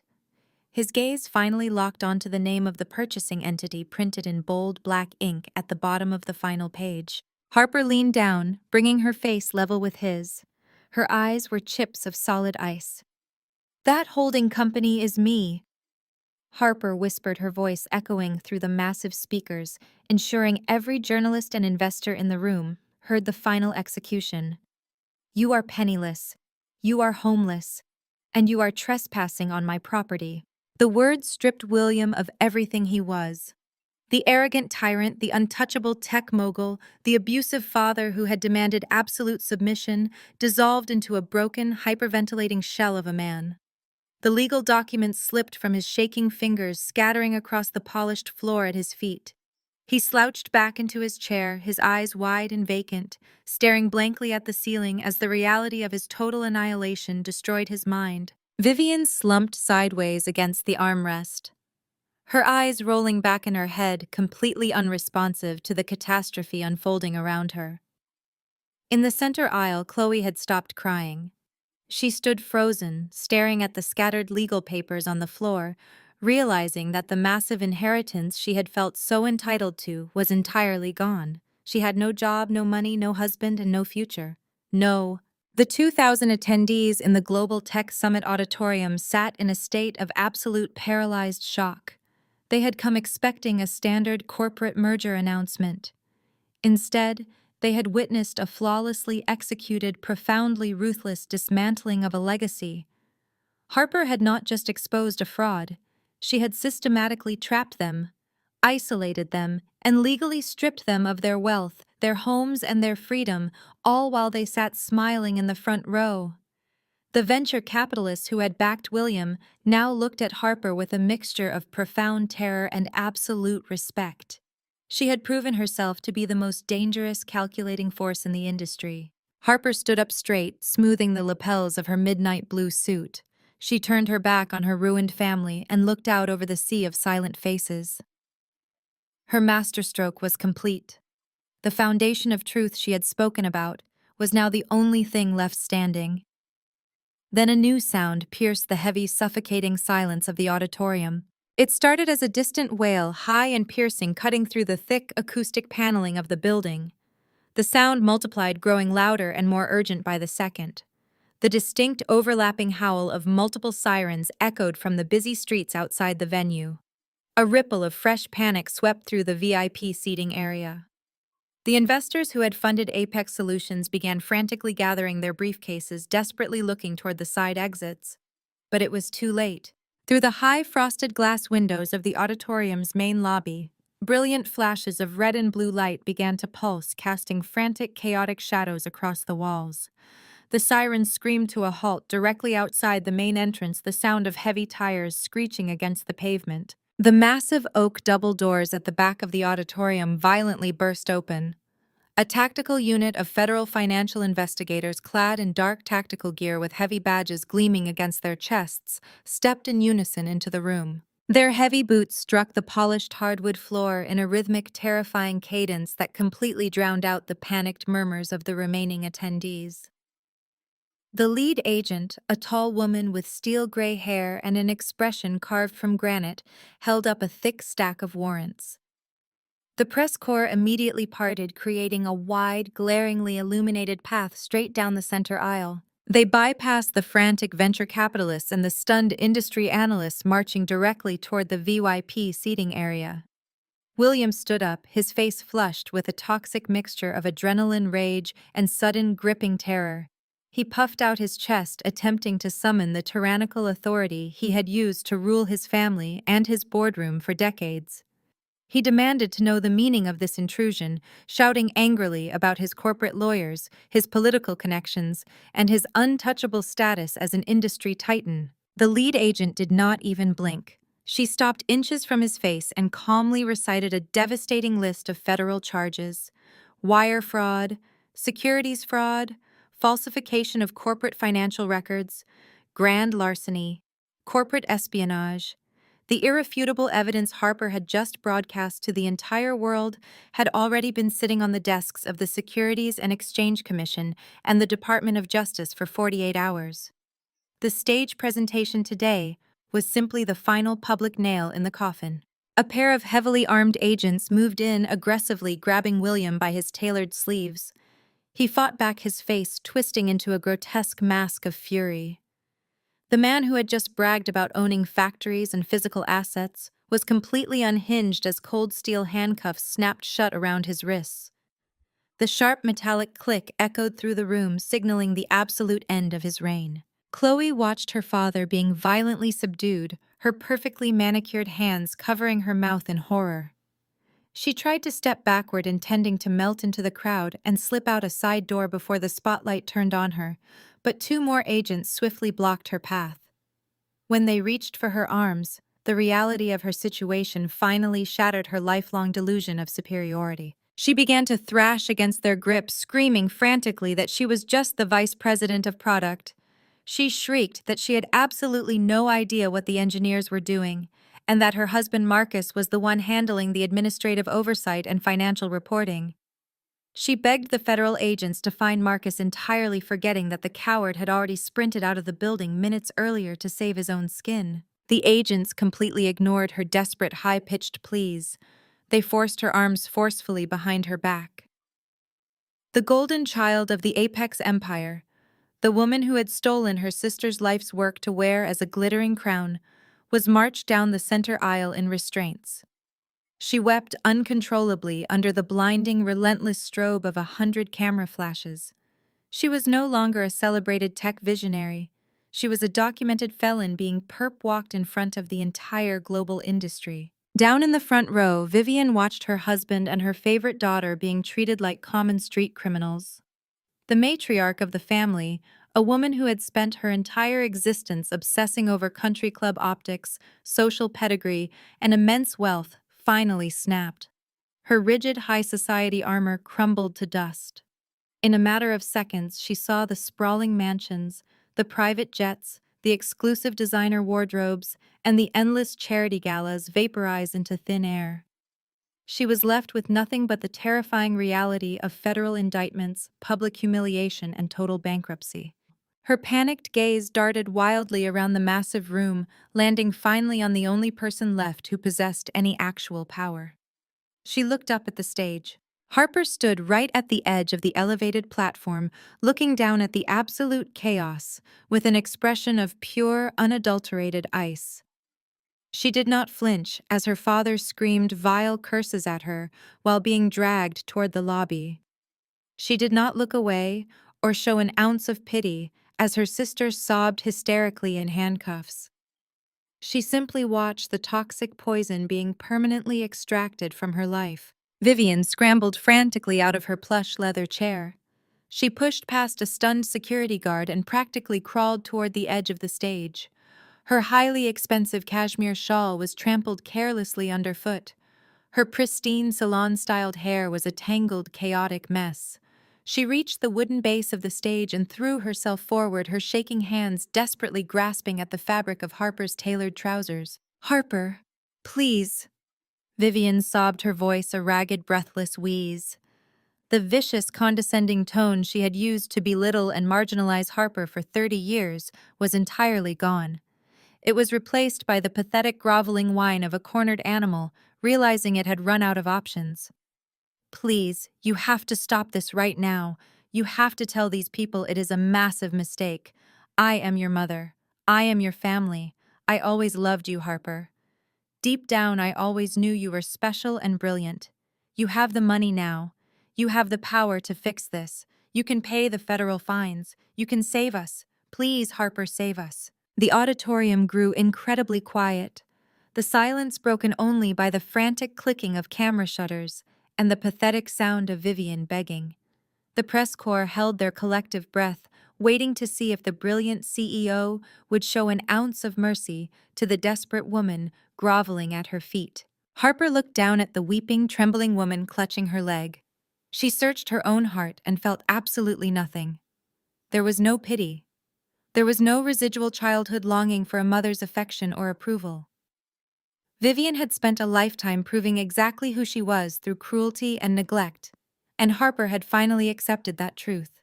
Harper slowly reached down and firmly detached Vivian's grasping fingers from her suit pants. She took a deliberate step backward, putting a cold physical distance between herself and the woman who had birthed her. Harper looked past Vivian and locked eyes with the leader of her private security team standing quietly in the wings. She gave a single sharp nod.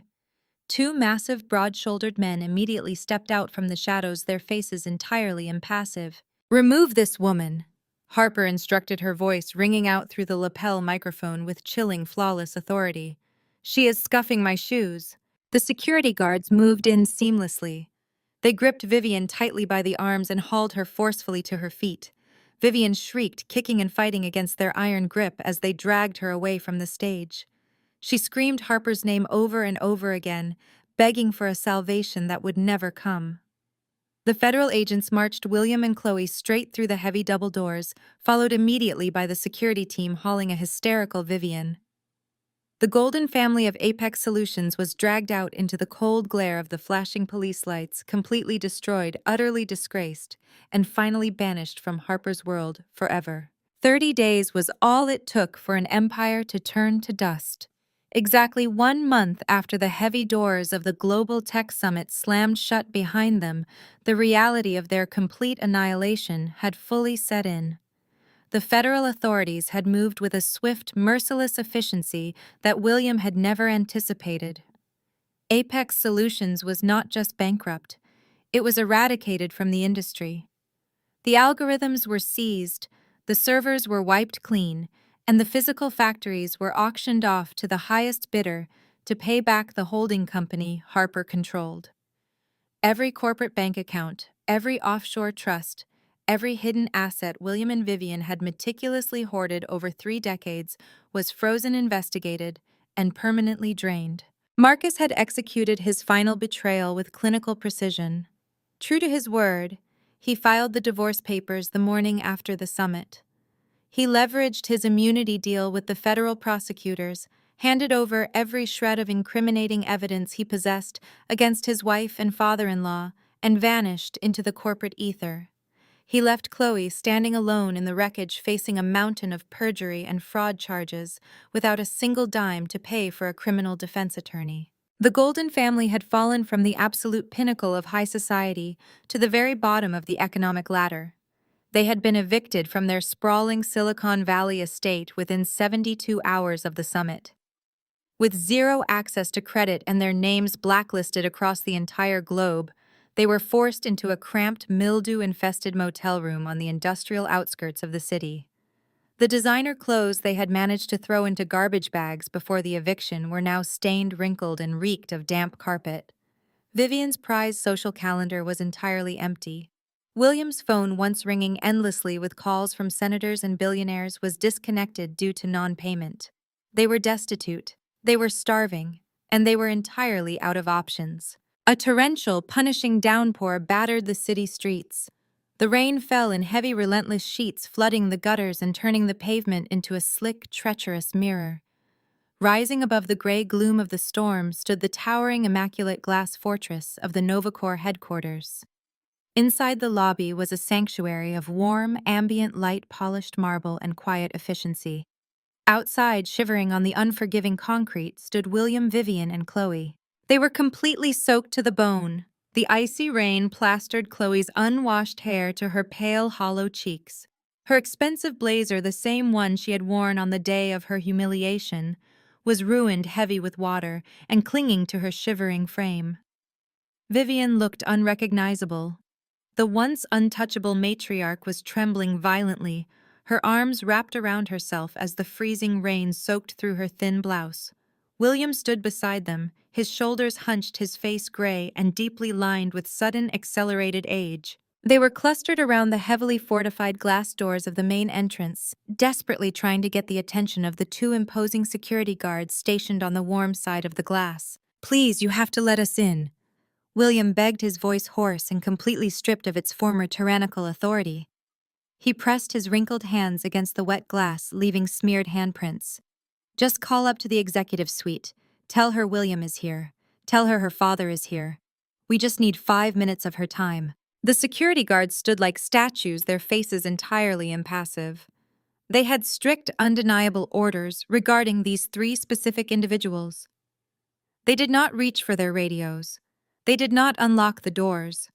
They simply watched the pathetic display with cold detachment. "We are not asking for money," Chloe shouted over the roar of the pouring rain, stepping up to the glass beside her father. Her voice cracked tight with panic and the harsh reality of hunger. "We just need work. Please, tell her I will take anything. I will work in the server rooms. I will do data entry on the night shift. I will sweep the floors.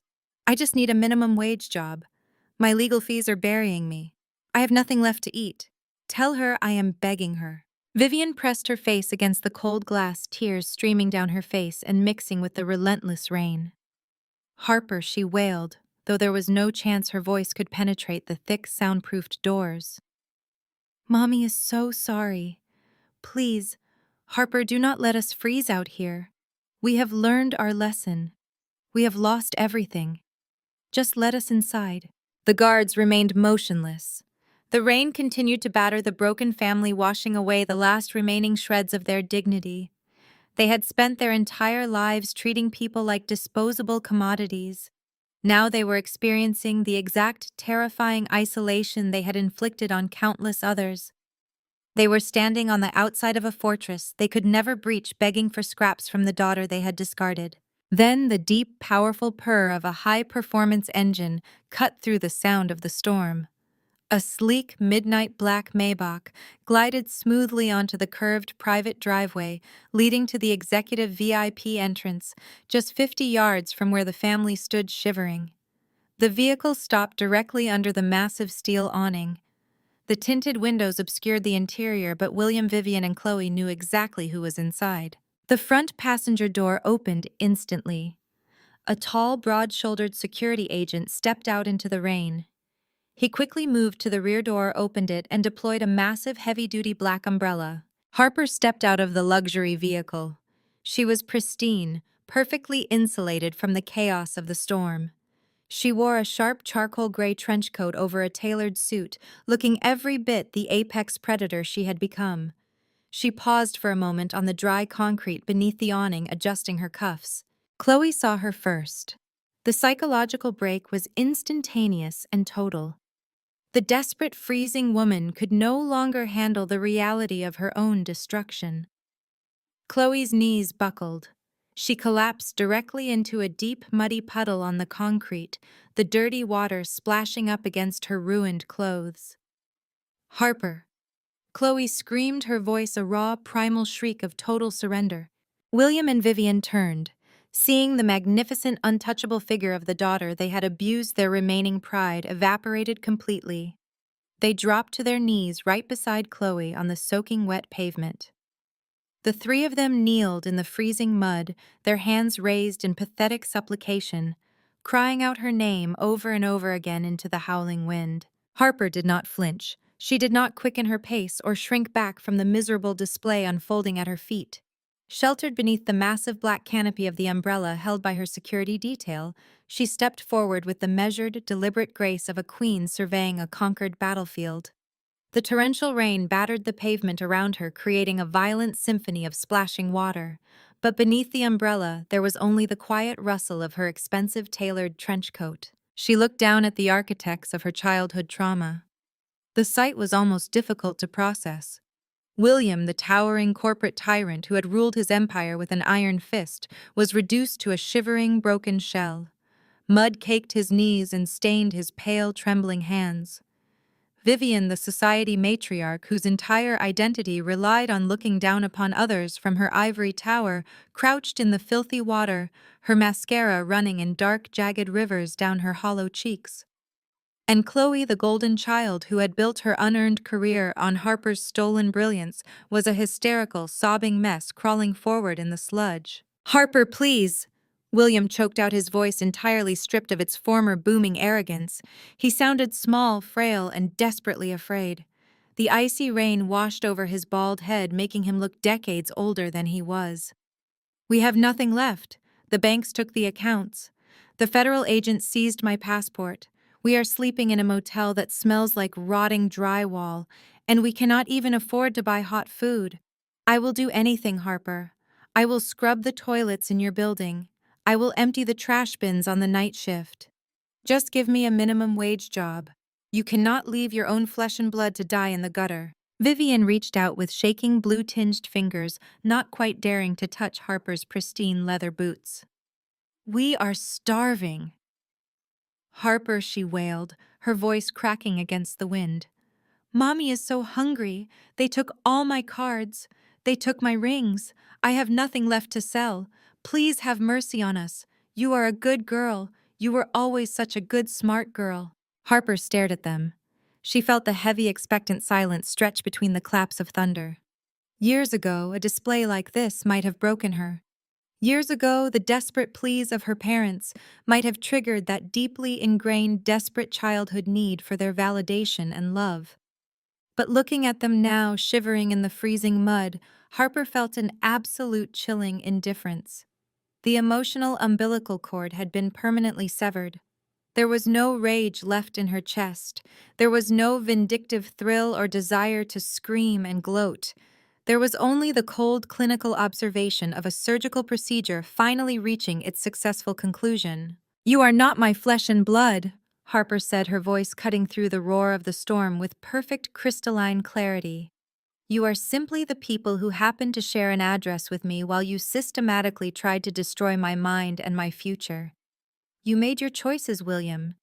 You built your empire on fraud, abuse, and theft. The universe has simply handed you the bill.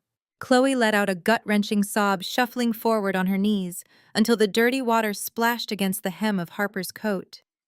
"Harper, please." Chloe begged, her teeth chattering so violently she could barely form the words. "I am so sorry I stole your code. I am so sorry I let them treat you like garbage. Marcus left me. He took the immunity deal and ran, and now the prosecutors are threatening me with 20 years in federal prison. I have no lawyer. I have no money. Please, you have to forgive me." Harper looked at her sister. The golden child was finally experiencing the exact terror and isolation she had happily watched Harper endure for decades. Harper did not offer a hand to help her up. She did not offer a word of comfort. Instead, Harper slowly opened the clasp of her designer handbag. The subtle, expensive click of the metal hardware was barely audible over the rain. She reached inside and withdrew a thick, tightly bound stack of crisp $100 bills. The paper was secured by a sharp white band freshly withdrawn from her private vault. William's eyes locked onto the money. Vivian gasped, her hands trembling as she reached upward toward the cash, a feral hunger momentarily replacing the despair on her face. Chloe stared, her breath catching in her throat as she waited for the salvation they had come begging for. Harper held the thick stack of bills out in the cold air. The rain immediately began to hit the paper, darkening the edges of the crisp currency. She looked directly into William's bloodshot, desperate eyes. "That is exactly $4,500. Harper stated, her voice as smooth and hard as polished marble. William blinked, confused by the specific amount, the rain pouring down his face as he stared at the money. "A full refund for the anniversary dinner where you looked me in the eye and told me I had no talent?" Harper continued, her words landing like physical blows. "The dinner where you forced me to pay the bill after humiliating me in front of the entire restaurant, claiming I owed you for the burden of my existence." Harper opened her fingers. The heavy stack of cash dropped through the freezing air. It landed squarely in the muddy, oily puddle directly at William's knees with a heavy, wet splash. The banded $100 bills sat in the filthy water, rapidly soaking through as the torrential downpour battered them. "Consider your debt to me paid in full," Harper said. William stared down at the floating money, the ultimate symbol of his complete degradation. Vivian scrambled forward like a starving animal, her manicured hands plunging into the freezing muddy water to snatch the wet bills, clutching them to her chest as she sobbed hysterically. Chloe lunged forward, her arms outstretched, desperate to grab the fabric of her sister's coat. "Harper," Chloe screamed, her voice tearing her throat. "Do not do this." Harper took a smooth, calculated step backward, moving entirely out of reach.